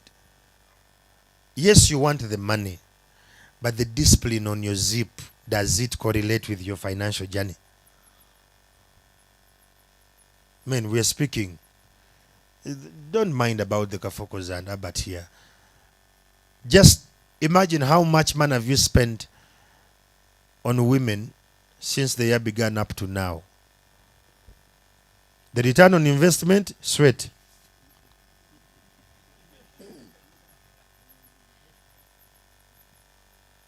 We are leaders. A leader who cannot control his libido is a weak leader. Men, you're going to have your wife's sisters stay at your house. They are younger. Their breasts are pointing where Uganda is headed than your wife. Are you going to behave? Are you? I'll tell you, my father taught me never to allow any woman in my house apart from my wife and my daughter. And I told him, say that is being inconsiderate. People are good people. He said, no. Any woman who is in your space and is not your daughter or your relative, the end goal is one. Sink the black. I said, no, it can't be. I told one of my friends, you know, James, nze yangambye sikiriza muntu yenna atali mukyala wange kubeera wange. This guy had foresight. The maids they bring to your homes, where they come from, they are trained. Your wife won't tell you your shirt looks beautiful. But your maid will say, but Tata James, there is a way you look in that shirt. That's a seed. She won't say it again. The next time you wear a blue shirt, you won't ask the wife. You just keep passing around bros. Until when she says, bro, you're going. It has started. It has started. You start to look at her. For some reason, she's starting to look beautiful. Because your wife does not compliment you. We are in a generation where you When you're pissed with your wife, you speak on WhatsApp. Good morning. By the way, I just wanted to tell you she has already left home. But the maid will have all the manners and the discipline. And that's where we go short. Men, when you say woman extremely humble around you and she's not your wife, watch your lines. It's coming. We are men. I won't sugarcoat these things. I tell you, you'll fear God. When that time comes, when this man is in discipline, God, for some reason, is on vacation. You won't think with your head, you'll think with your head down. Who is around your space as a man? Who is around your space? You have relatives. Your cultures tell you take care of your relatives. Take care of them from where they are. Don't bring them to your house. Protect your home. Protect your home. Relatives, I have very many. I have a very big extended family. In our family, I'm the last born and the only boy. I have 6 sisters. But I was groomed the hardest. But I don't visit my sisters' homes either. If they have a problem, I say, Chameka, katulabe, tumuyambirao, tajja wano. Why? Information is power. Your relatives are going to put you on a burden of asking for money every time because you've given them access to information. The young girl and the young boy within your home is always taking back information. They call them, so how is it? They have a new car now. They even bought another land in Rashamir. There is another big ranch. So while you're looking for your money, who is giving out your financial information? Think about it. Money must be protected. Money can only multiply in spaces where it's protected. When you're speaking with your wife, I come from Buganda. When a woman is getting married, they give her a thread and a needle. And they tell her, before your husband leaves her home, check the pockets. If there is any pocket with a hole, sew it before he leaves home. Seal it. That's the thread they give a Muganda girl when she's leaving her home. Who's in MP so? Look at your wife at home or your girlfriend. Does she have any thread and needle model in her life? Does she seal your spending? Or she's just enlarging that gap there? Think about it. Until we have these conversations as men, I don't want us to lie to ourselves that we're going to have a big fundamental grooming of financial literacy. It won't happen. It starts with the mind, goes to the patterns, it goes to the behaviors. If you don't understand the financial pattern of your home, of your lineage, of your family, my great-grandfather was a trader in this, then the other great-father was another trader in this, it does not shock you that for some reason you're a sales and marketing person. Because that's where you come from. That's where your money comes from. Even when you're going to diversify, you don't go so far. You'll stay within there. What's that pattern? We're in a generation where we want to give children everything. Everything. I told my children, there are 2, I have only 2 children, a girl and a boy. I told them they have no right to luxury in my house. No right. You're going to drink chai mukaru, afa fee. You're going to eat food that has been placed on the table without semantics. Now, you fathers today, you have semantics. It is a Sunday. How can we eat beans on Sunday? The goal on my end, have they eaten? You on semantics. We can't eat beans on what? On Sunday. In my mind, my question is, valid day.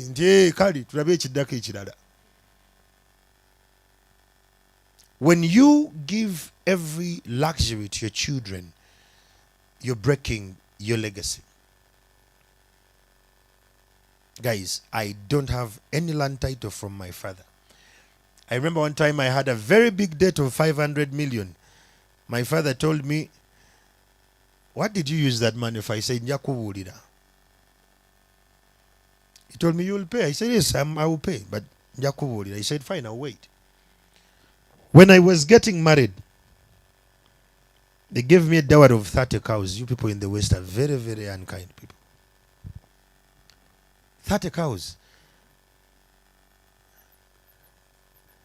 And I asked the negotiator, "Does this man really want her daughter to go?" I said, "Muzai, at my age, would you afford if you're in my age?" He said, "I don't care. 30 cows, deal or no deal."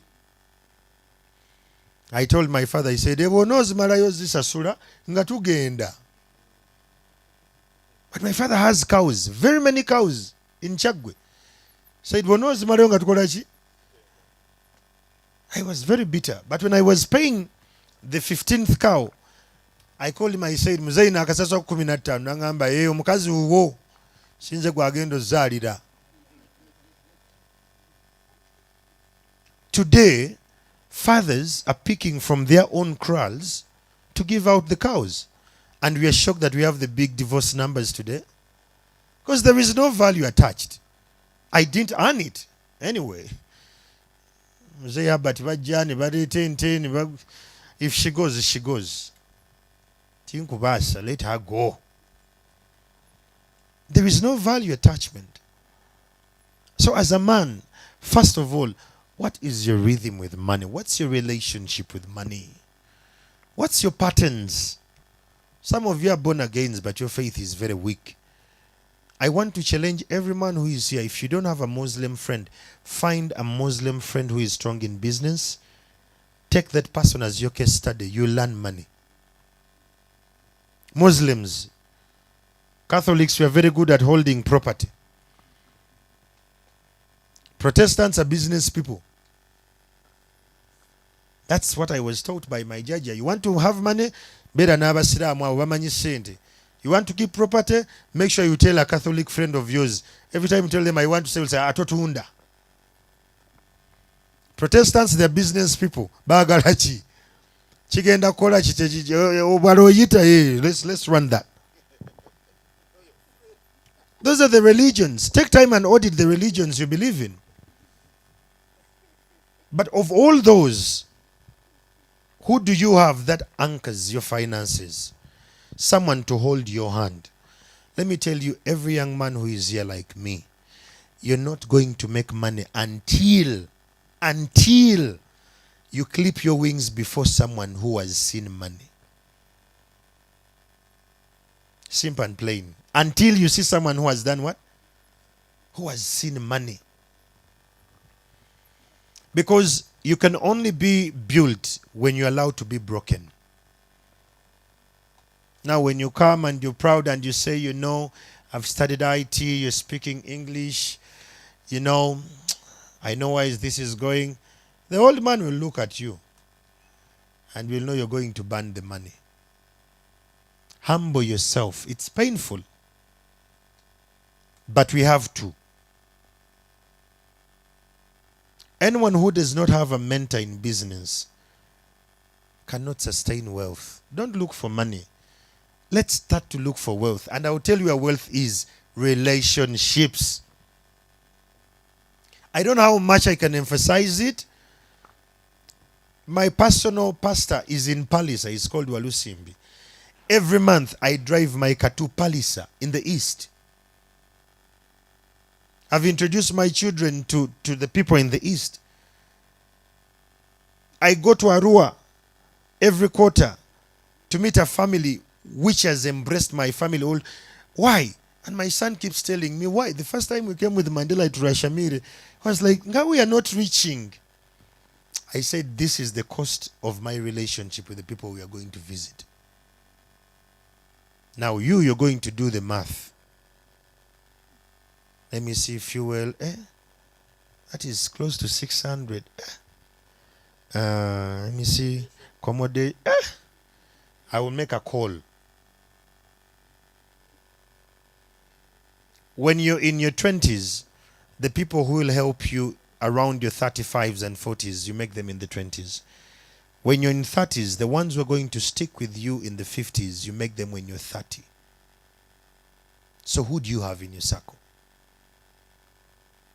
And what are they doing? What are they doing? I have very many friends who are celebrities in Kampala. They can't access me anymore. I told them, you know, you're my friend, but you fuck a lot. There is one I called. I told him we are going to have tea. And he said, what is it about? I said, I want us to have this as the last tea we are having. You're not welcome at my home anymore. You should not call me unless you're dying. And they asked me why. I said, I'm done being at police every now and again bailing you out. It's damaging me. So you can say, Muyira wo mubiri blood wange. Police looks at you as another person as well. Society will look at you differently. There is no time. We have no time. The man you are today, I'm not sure you're going to be the man you are in the next 10 years. But how intentional are you? What is your discipline with money around women? I don't carry cash. I learned that from my wife. These wives, some of them are good when you bring them on board. Some. Please note the word some. I realized when I had cash, I would be spending. I would be happy. And I would find my driver. He said, what are you? She said, Andrew, you have a weakness of giving. We are going to give in a structured way.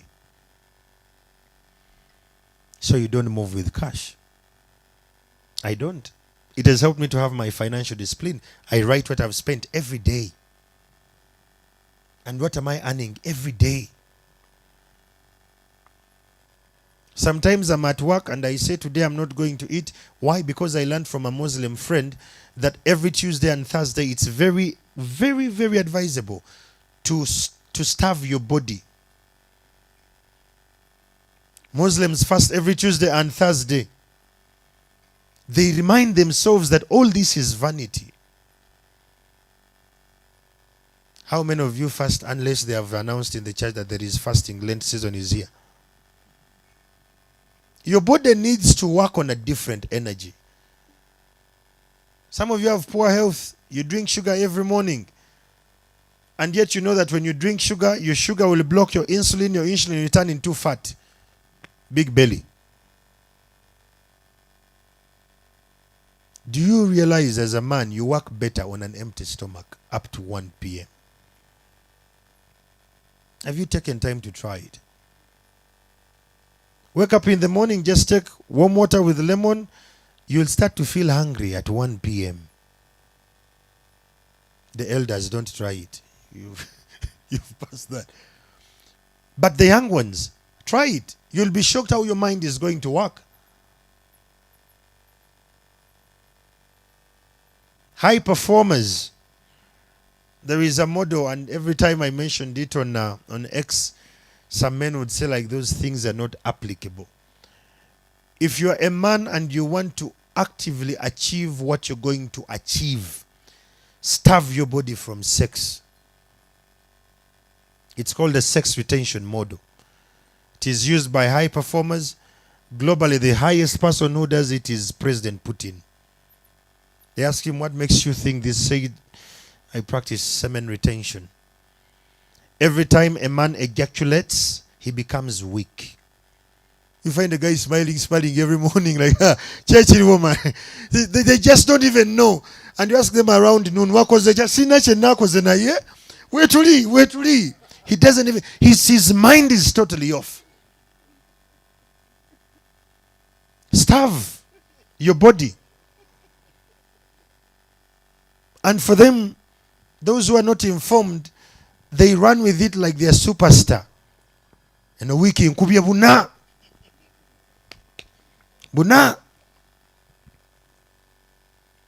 But if you starve your body, sex as a man, you'll tag me on that tweet and you say, I've now seen where the power is. Because your semen testosterone is going to be converted into high performing thinking. Everything you've been saying it's not working, for some reason you're going to see it working through. You're going to have clarity on what you're mapping out. Leaders do that at the highest level. Feno ku ground tukikuba buli lunaku paka kuwulira bubi. Because we are not informed and we are not listening, we are not researching. Women benefit a lot from sex than you as a man. Take time and unplug from that. Take time as a man and you make sure that you hold your body accountable. When I say semen retention, it does not mean just sleeping with a woman. Don't even masturbate. 1 month. Don't, even when you feel the urge, just go and do something else. Go to the gym. Start to write down. How many of you write your thoughts every day? But you people, how about?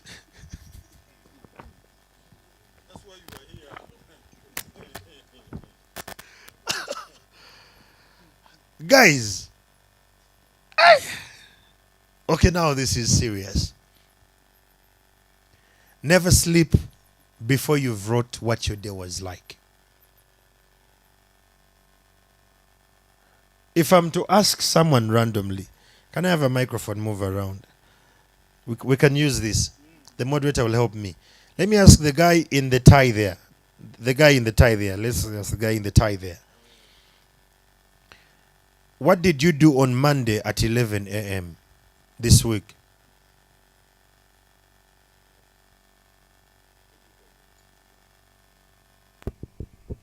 Uh-huh. Monday at 11 a.m. We can't hear you. I don't recall. You don't recall? Yes. That's how life is. Men, you can have your phones, you're going to type, always have a notebook and a pen. A man does not sleep until he has accountability of his resources per day. He doesn't remember what he did on Monday. Today is a Thursday. Wednesday. He does not remember. Imagine how much life you've lived without writing it down. Just imagine that.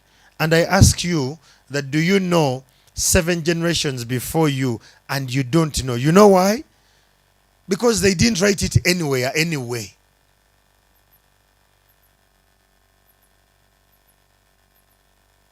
Part of the presidential protocol, if our president passes on, all his notebooks must be placed in a bunker and closed. All his notebooks, not all his notebooks, bunker, closed, and can be accessed by only a few people. It's not old to always work with a notebook and writing. No. As a man, you must always sit down. Our ancestors speak to us even when we are sleeping. Do you know that? You guys are in Christianity a lot, but I'll take you in what we are as Africans. Our ancestors will always speak to us when we are sleeping. You look at someone and you say, I think I saw my judge. And they're like, no, you didn't see your judge. Like, I don't know, but here is, I don't know. The picture will come. There are some things you will dream of. Those who read the Bible says that in those days, the youth shall dream and the old will have visions. And when your father calls you and tells you, I was sleeping, then I saw, the tone and the choice of the language of your elders says, I saw vision. You dream. And you don't write what you've dreamt anyway. You start your day, Monday, Tuesday. So look at your life. You don't write your day. You don't write how much you spend per day. You don't have a pattern of where you come from and where you're headed. You are living. And you're telling someone's daughter, I want to give you heaven on earth.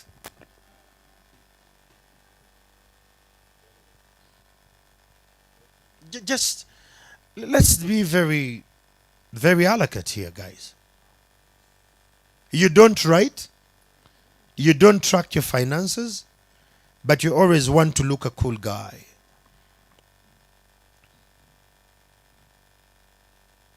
What kind of life do you have on the horizon? Some of our parents and grandfathers cannot give us inheritance because we have not proved to them that we can handle inheritance. Simple and plain. It's not by accident. No, we're playful. We are very playful. What kind of man goes to sleep without tracking his day? No way back, no rota, no rota. And you're happily living, and every year you say happy birthday. You see, this generation is funny. We actually wish ourselves happy birthday so that people can join us in the chorus. Like we have not impacted people enough to track our milestones in life. We are absent fathers. Here I am. I'm in Mbarara. This morning I made sure I dropped my son to school. And I told him I'm not going to be at home for 2 days. And I told him the why. Every Sunday is not for cooking. Every Sunday is for going to restaurants. We sit and I told him I want you to learn to take your sister for a date and later your wife for a date. Why? I'm trying to buffer what could happen in case I'm not here. Men who are here, have you looked at your wife and how they behave with money and the wealth and the resources you have? Does it scare you to die? Because there's sometimes you look at women and you're like, yeah.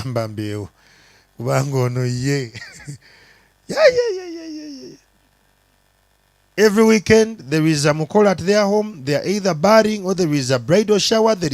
And she wants to attend everything and she wants to prove she has the richest husband. And you're spending.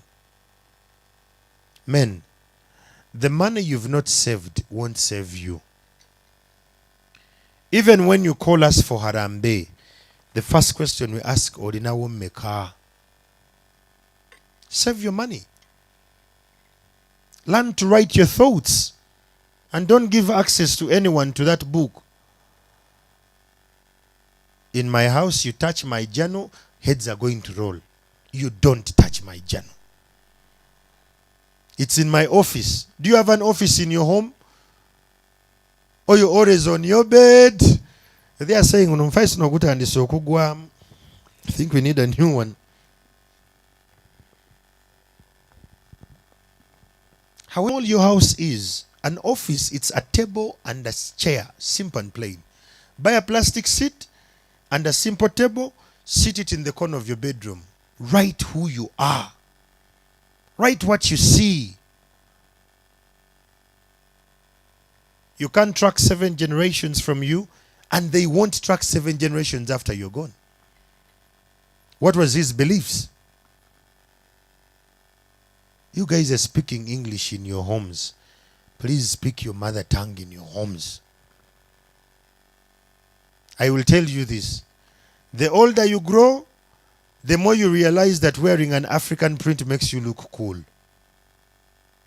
Does it shock you that these Habats and the others, it's on rare occasions that they are wearing, but they love to wear African prints?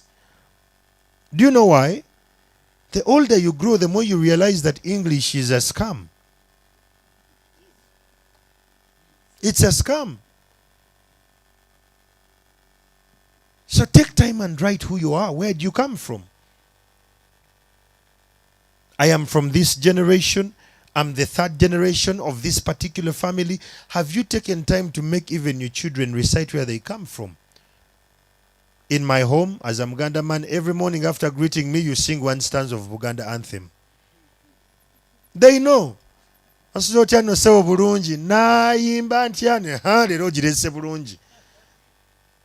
not by accident. I'm informed of what is coming. The white man is trying to take away everything we have. And we think we are cool. We think we are modern. the older you grow, the more you realize that tea with lemongrass is better than cappuccino. You realize cappuccino is actually milk, just is being shaken heavily and then made with a little bit to come a bit with ice. It's the same milk you're finding in your kraal. Men, just because the safari ants are moving in lines, it does not mean that you have to sit in them to trigger them and provoke them. Money, wealth, runs on relationships. I want to challenge you to find friends who are 10 years older than you in finance, in marriage, in relationships, and in business. People who are 10 years better than you or ahead of you. Find them. I want you to write a couple of these questions before we go in the Q&A.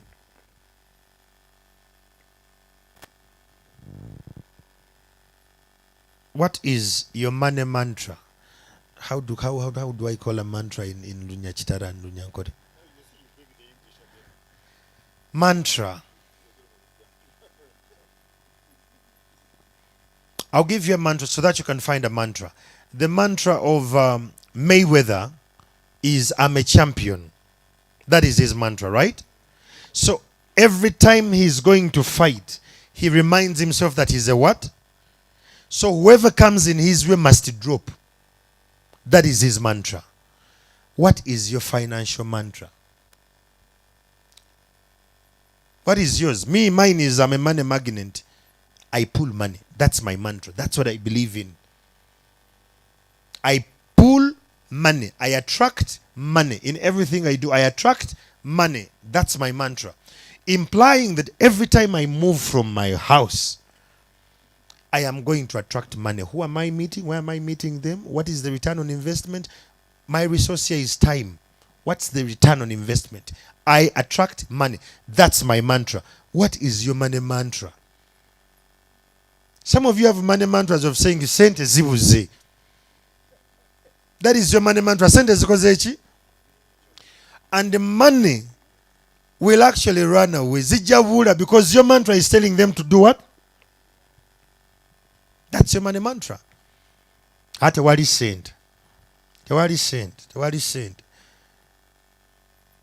Your tongue is very strong as a father, the leader of home. Find time and find that mantra. As I'm finalizing,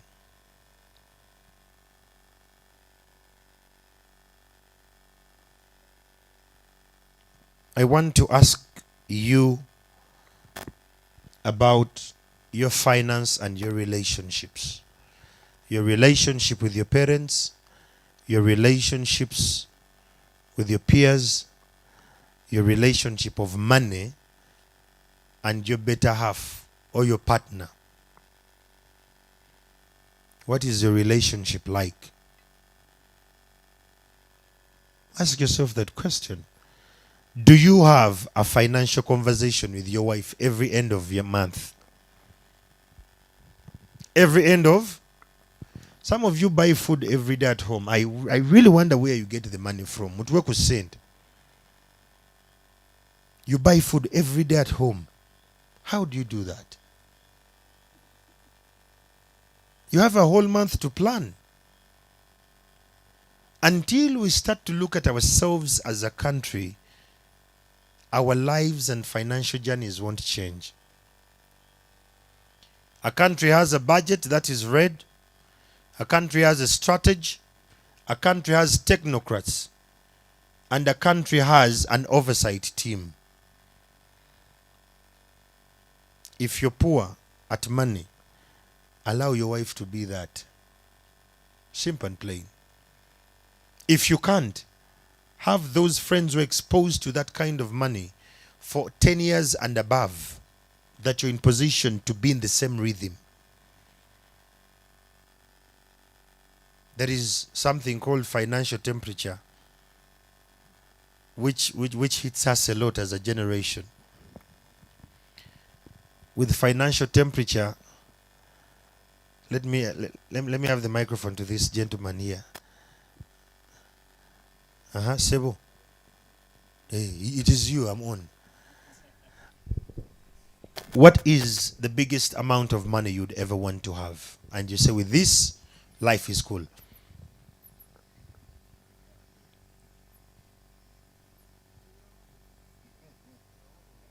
Any figure, don't fear. Don't hear. Never come back, Nana. $1 billion. Eh? $1 billion. $1 billion. So if you want $1 billion, and congratulations, let's clap for him.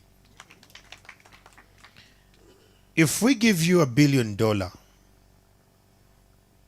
as what you've requested for, if I came and I gave you $10 billion, how do you behave? That's the answer. Excited. We run mad. So, as African men, we are designed for success, but we are not designed for over-successfulness. So we don't know how to handle it when it comes. You had a deal, you're selling, my friend here who is selling cameras, the CCTVs, he said, I want to sell at least 1 million tonnage per year. And it comes, he sells 7 tons of CCTVs. He says, me, I'm done now. Now here's Mugaruhanga, now here's like now the next 4 years I don't need it to work. The choice of words, the language is called the financial temperature. That until you get to the figure you used it to, the rest of the money you're going to blow it. So men who are here, you are directly proportional to the amount of figure you have in your mind. Change that figure. Mwebare. Wow. Beautiful. Mwongere bugaro. Mwongere. I've been following a little bit of what is coming through the comments on the live stream. You man, you have beaten so many people. Tomorrow be careful when you are going back. Thank you and thank you and thank you so much for this exposition. The men who are here and those online, we couldn't have heard this better than you, and especially this commitment that you have and in our time. So I'm just going to request that you have been taking notes, isn't it? You have been writing down. We are now going to have our dinner and have the Q&A as we eat. Okay? Is that fine? Good enough. We are not too many, so the service will take not many minutes. So now those who want to ask questions will ask, and we shall start serving from the behind the table. The behind tables, okay? Please wash your hands, go inside the gate there, they will direct you, pick your food, come and sit, and then eat as you listen or ask questions. Is that okay? Okay. The online people, I think, Abaho, are you tracking them? If they are asking any questions. Yeah, but let's not starve ourselves. I know there is some tea that has been passing through, but let's make sure that we also have the food because it's already getting cold, okay? But at this point, as you go for food, I want to ask Fred. Fred, you are here. Come here. Chamagero has talked a lot about the Buganda culture. The culture he has is for that generation. You know, he normally says, my generation. Sometimes we don't understand which generation he is. Not millennial. But for us who have been here in the trenches, and especially about finance discipline, to be honest with you, Fred, that's why many people don't understand you, and perhaps other people here. What is it that a man can do, okay? There's the mantra that he talked about, those things that he can, those things that you did, and especially the mistakes you did that you regret that you did, and you would wish this young man never to repeat. Okay? Please. Me, I love standing because when I sit, my body goes down. Good evening, everyone. I am Fred Kafoko. I own some businesses here in Uganda. I own Club Vision Empire and Vision Radio. And I also do, I build and sell houses in the USA. I started business when I was so young. I remember my dad took me to school, into Ibanda Secondary, and I wondered why a person like me would go to Ibanda. Ibanda is a village, and my father didn't want me to go to Ontare Ombara High School because he had seen me as someone who was stubborn, that when I'm near, I would get spoiled. So when I reached Ibanda Secondary, that school is in a village. There was no bread, no mandazi, no nothing. The only thing we could enjoy was the yellow bananas. So So at home we used to make bread, and I had learned how to make bread. So what I did, I made my oven, took it to school. I didn't have money. I got some money from my friends, the schoolmates. We bought wheat, and I made bread. So in Ibanda, a village, people didn't even know that bread would be made. Maybe they thought it was coming from somewhere. So whoever tasted my bread, it was so good. So I got customers from those friends who gave me the money. The school was not happy with me because I was diverting everyone. So I was called into the headmaster's office, and the question was, business and school, what do you choose? I chose business. So I was suspended from school. When I came home, my dad was not happy with me, was bitter. After he had taken me to that village, now I'm out. So he chased me from home, and he told me he would never ever give me his money, even when he's dead. So I got so scared. Started looking for jobs because I could not go to school. I didn't have money. I became a DJ. I loved music so much. Then after being a DJ, made some money. But because I was worried that I am not going to get money from my father, no inheritance, and my dad was a rich man. So I was mean with my money. Guys, a lot have been said here. I've worked now for 35 years. 35 years. I'm growing every day. Why? Because I did not inherit anything from home.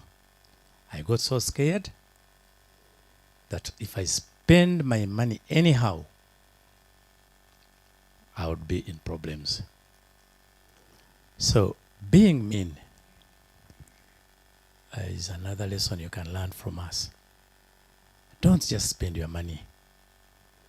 There is a writer who wrote a book that, why have you chosen to be poor when there is so much money in this world? I bought that book, and everyone was arguing that, is there money in the world? The way I know money, the definition of money is a medium of exchange. You have money, you can exchange it with something. Yeah, maybe you buy something or you can sell and get. So here, this book was, why have you chosen to be poor when there is so much money in this world? So the medium of exchange, which is money, what is it you're exchanging? Are you exchanging a talent? Are you exchanging a commodity? What is it you're exchanging? Is it a service? So where are you going to get money if you have nothing you're exchanging? Albert and Andrew talked about discipline. We don't have discipline for the money. Young people, as young, you are so excited. Just 1 million shillings, you run mad. You want to buy drinks for everyone. You want everyone to know you, that you have money. But I want to tell you, the people who know money, they invest. You need to invest that money. What I do with money, every time I have, let's say 100,000, before I spend, I would have made some profit out of that so that I can spend but retain the 100,000. How do you make money? They talked so much about friends, and you need to choose friends, good friends. And how do you choose good friends? My dear people, you need prayers. You need God to choose for you. You have to pray, kneel down and pray so that God can give you good friends, good people near you. Because not everyone who is near you is your friend or good to you. There is something we have, the silent competition. You will tell someone, I want to do business. This person will come and tell you, business is not going to help you. Leave it. Let's do something else. Then after like 2 days, you hear this gentleman who has been discouraging you is into business. So make sure that the people around you are really good people. Because you cannot make money if you don't have that goodwill. And how do you get the goodwill? Goodwill is an investment. You have to invest a lot in yourself, first of all. Everyone here talked about integrity. You'll never do business, you'll never get money, you'll never do anything if you're not trustworthy. If you go to Millennium Circle, you borrow some money from there. If you cannot pay it, the manager is going to tell everyone, and these days it's worth, because they will even put you on social media that you don't pay. So goodwill is very important. Invest in goodwill. How can someone build that goodwill? Be simple, be easy. Don't talk a lot. Be calm. The Bible is very clear that humble yourself, God will uplift you. Don't put yourself up. You're going to fall. Zahansi, Mononga, calm down. I have the money. I'm not going to shy away. Yes. But I can do anything for you. I can even wash for you as long as you're going to give me more money. Yes. I didn't tell you when I was at when I had left Ibanda secondary. I started making chapatis around, chapatis and mandazi in town. And up to now, we still do chapatis at Vision Empire. And people come and buy. The only difference with my chapatis that I sell mine at 3,000 and others are selling 500. But people buy them. Why? I do it with one heart. And those chapatis remind me where I came from. You need something like that. So every time I see the boy I taught how to make chapatis in Vision Empire, I remember where I came from. It was not an easy way. So please, calm down. How can you make money? Where do you get the money? People talk about capital. What is capital? Capital is goodwill. I only need 20,000 to start a business. What kind of business? A crate of soda is 18,000. If I go to town and buy a crate of soda and convince all my friends around me, all the people I know, if I manage to sell the whole crate, I will get 24,000. So my profit will be 6,000. Imagine if you are selling a crate of soda every day for 30 days, I will have 180,000. Can you imagine how 18,000 can make you the other 180? If I was to make chapatis I talked about, chapatis you can make like 20 chapatis out of one packet. A packet of wheat is only 6,000. The oil you need is about 2,000 and fire. You make chapatis and sell. Where you've used 10,000, you get 30. If you keep doing those chapatis for 1 year, those are 360 days times the man I've talked about, you're a rich person. The challenge we have here, the young people or the fellow African, there is a way we've reached. Once you have very good clothes, you have a car, you don't want to know what is taking place. I've seen people very excited with these Subaru cars. Some of them have tuned them that when they pass you, you hear as if someone is shooting at you. Bullets. These people are just there burning fuel. And to have that system in your car, you pay like 1 million. Now, you've bought a car, 25 million. You've bought that gadget to terrorize people. It's not even paying you. And when you are in an accident, then that's when you start crying that you've burnt your money. Don't be excited. Even if I had an helicopter, I would land and be here, talk to you as I am now. Don't be excited. Life is here to stay. You're going to leave it here. And trust me, if you fail to make money when you are 20, you will not make it when you are 50. The time is now. Be humble. Maybe you have 20 years to come. If you are earning 5,000 every day for the next 20 years, that's a lot of money. The goodwill. When I was going to build a house, I didn't have money, but I had friends. So one person was willing to supply me with bricks, that whenever I get money, I'll pay. Another one was willing to give me sand.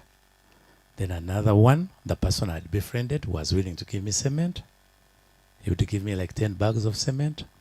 I build. Then after some time, I pay.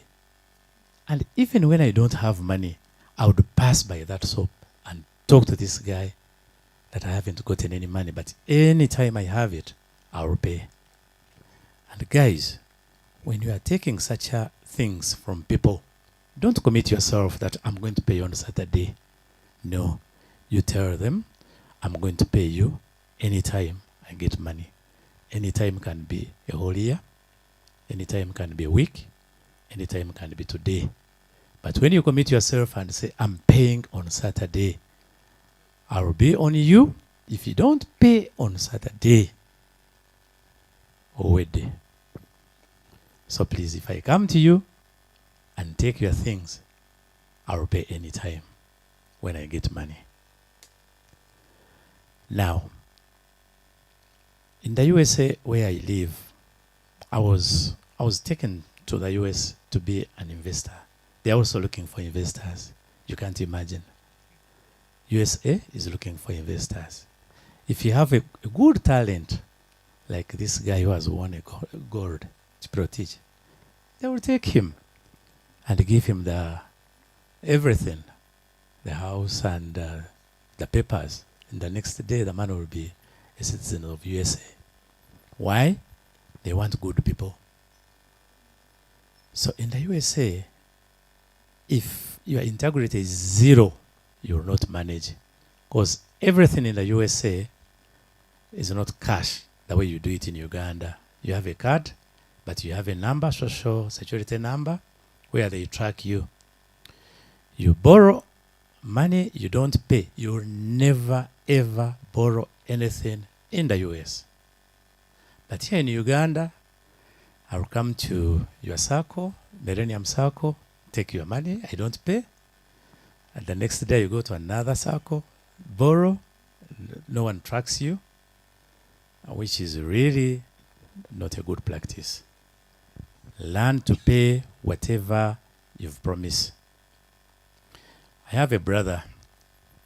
My brother used to get a lot of money. I told him, why don't you build? He said, why should I build? I have money, I can sleep anywhere I want. So he went to Speak Apartments. Andrew, you know them. Every night he was paying $200. Wampewa Avenue. I went there to visit him, and I was, how are you staying here, paying $200 per night? And the man told me he was making the money and he was there to spend. I got so scared because spending $760,000 a night was not good. And he stayed there for almost 2 years. And I waited for like 2 months. He was in problems. The first day he told me, Sudiri is my friend, I'm helping him, he has problems. So I said, okay. So I was moving out of the country. I passed by him. And he was, your car will be going back to Mbarara. I said, yes. I want your driver to come and take my children home. So as my driver was going there to pick the children, the askaris locked the gate. And they said, this car is not going, not till when we pay. I said, to pay what? Said, this guy has been here for a long time, he hasn't paid. And me, what I did, I called the management. I had already gone, I was in Europe. I said, the car you are taking is mine. It's in my names, I bought it on my own. So please, if there is any problem, I'm not part of it. He said, we are not taking your car. The only thing we want is that the children must stay here till when the dad pays. But remember, this is the guy who was posing around that is going to help Sudiri. You know, when you guys, with a little money, you think you're going to help everyone. Be calm. Learn how to pray. Pray for luck. Pray for customers. Pray for that investment. God is going to help you on where to put your money. Otherwise, you are not going to manage. Remember I told you I was a DJ. I'm a DJ. So now I'm talking like a pastor. Because those who know me, I'm always at All Saints Church. And in the morning. I work at night, but in the morning, I'm in church. And everyone is wondering, why you go to church? Hey, God is also looking for sinners. So I'm there. And I pray. Whatever I pray, God gives it to me. So, of course, it's a lot. I've worked for 35 years. I cannot download everything in like this short time. You guys, I know you are tired. We need to eat. We need to go. You have so many questions. There we go. I'm done. Thank you very much.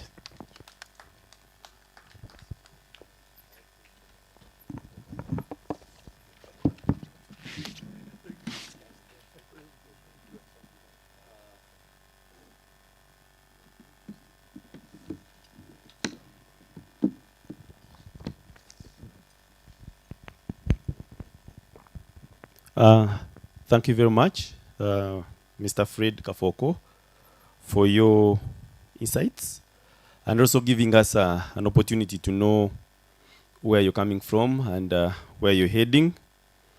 I would want to thank the host, Ahaka Cottages, the directors, Albert Mugumia and Aden Mugumia, who also own Aden Interiors. We are happy that you are here, and we had a good session this evening. We have been able to have almost 4 moderators, or I mean panelists, and we've seen them touching on the financial discipline, and this was mainly on the youth, as our topic is a young man's quest for financial freedom. So whatever they have discussed today is all about financial freedom. And for those who are here, if we are not financially disciplined, then we shall not be able to have financial freedom. For the youth, financial freedom is not about chasing for the big dreams, the big cars, the big... Chamagel was talking about the nyash. That's when you want to marry. So it's all about being disciplined as a man and also having inspirations. As youth, we should be inspired by some people so that we can have where to go. There is a lot that has been shared, and for those who are listening in and those who are tuned in to, who are watching us on Revival TV, there is a session for question and answer. And I would request that you put in or you send in your questions. I will be able to read some. And for those who are here, after dinner or when the panelists come back, we shall have the session. But most importantly, we've learned that we need to take records of our finances. And this should not only be a one or a one-off. It should be a daily treat.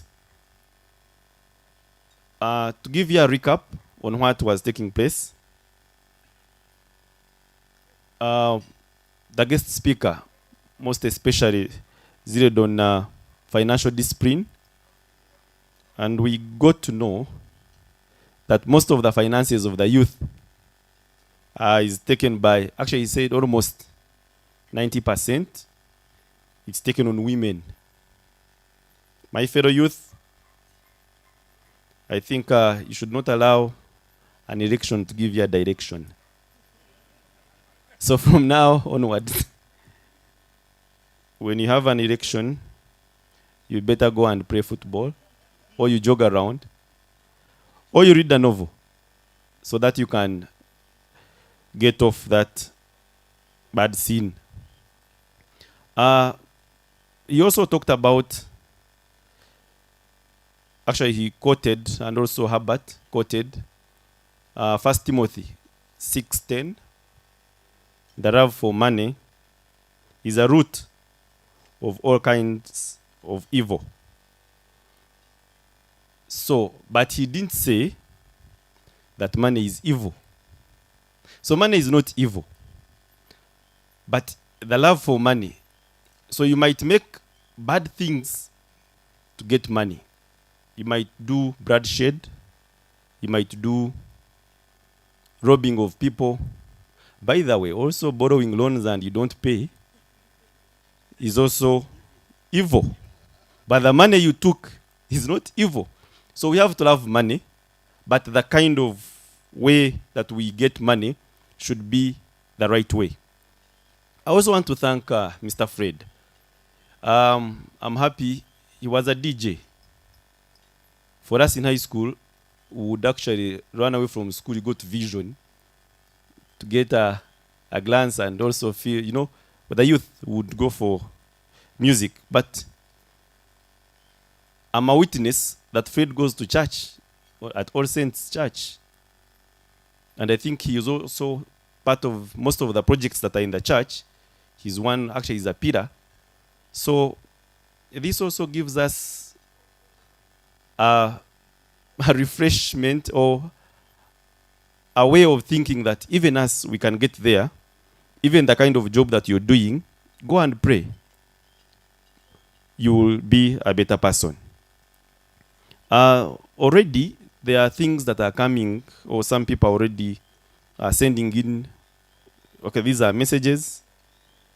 There is someone in India who is saying that, yes, I'm following you. And this topic is not only here in Bara or Ataka Cottages. There are many people that are watching, and others have tuned in. We have also learned that, actually I was also trying to check if my wife is online, because Chamagero said women should be knowing our balances. And I think I had not, she has some few accounts that she knows the balances. For mobile money, she has no PIN. But I think tonight we're going to have another session, me at home, about this. But I've also learned that we need to share our finances, most especially the behavior of spending anyhowly. And me, I came to Mbara, like I'm now 4 years working here. And there is when I gave a boda 2,000. I think he picked me from actually it was Kamomo stage, then took me to Mbara town. So when I paid, I found there some other guy who was coming this side. So he was like, no ntwara, zingai, 12. Then he was like, you want zingai? So I was like, nam 12. Niyo kutembesa, beyom, but twara 10. So he was saying, I paid 2,000. So this person was saying, why did you pay 2,000? It's you who is hiking the prices in Bara. So I didn't know. Me, I thought, because you know Kampala style, you can't go for 1,000. The minimum is 2,000. So I got used to paying 2,000. So, but I got to know that we are overspending. There is when I sat in a hotel and I tipped. Yes, I tipped. So someone asked me, you're paying for food and you're also tipping. Where are you getting money from? So for me, I think I was naive. I said, hey, you're not generous. These tips, actually, they also make the person at work feel comfortable. It's the kind of motivation of the staff. But I later got to know that I was, I think, doing it the wrong way. And I somehow reduced. So I tip 1,000 now from the 2,000. Here online, there is Stuart Mugabe. He's saying, wow, great. Thank you, the Mugumias, for this wonderful. For this is so wonderful. Please, can you make it quarterly so that you can help our world and promote young generation? Blessing, dear Mugabe. There is one called to Sime Jeremiah. He says, thanks, Adonia. Then Rona Natkunda says, thanks, Chamagero.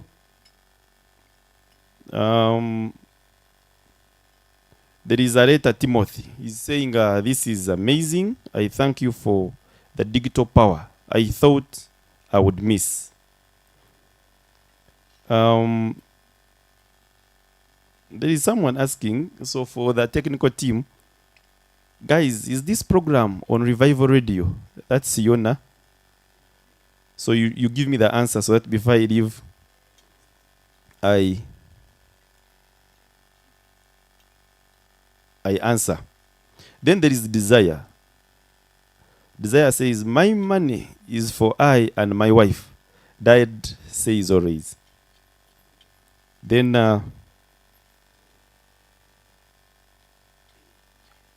Duncan Dan says Chamagero. Yo yo. There are many that are coming in, but Nwaha Bright says this is very impressive. I'm impressed with the talk. We should have more of these talks often than thank you, Herbert. Then the last one for now is Jonathan Okero. This year I've heard more about finance more than 10,000 times. Who am I not to learn? Thank you so much. So members, you keep on sending in your comments, your questions. We shall also read some here. But I would want to thank the panelists.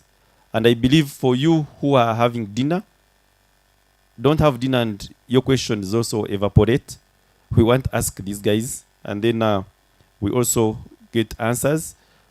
And then we also want to thank, of course, our promoters, for those who are behind this, Millennium Circle 2012, Sky TV, the Vessel Band.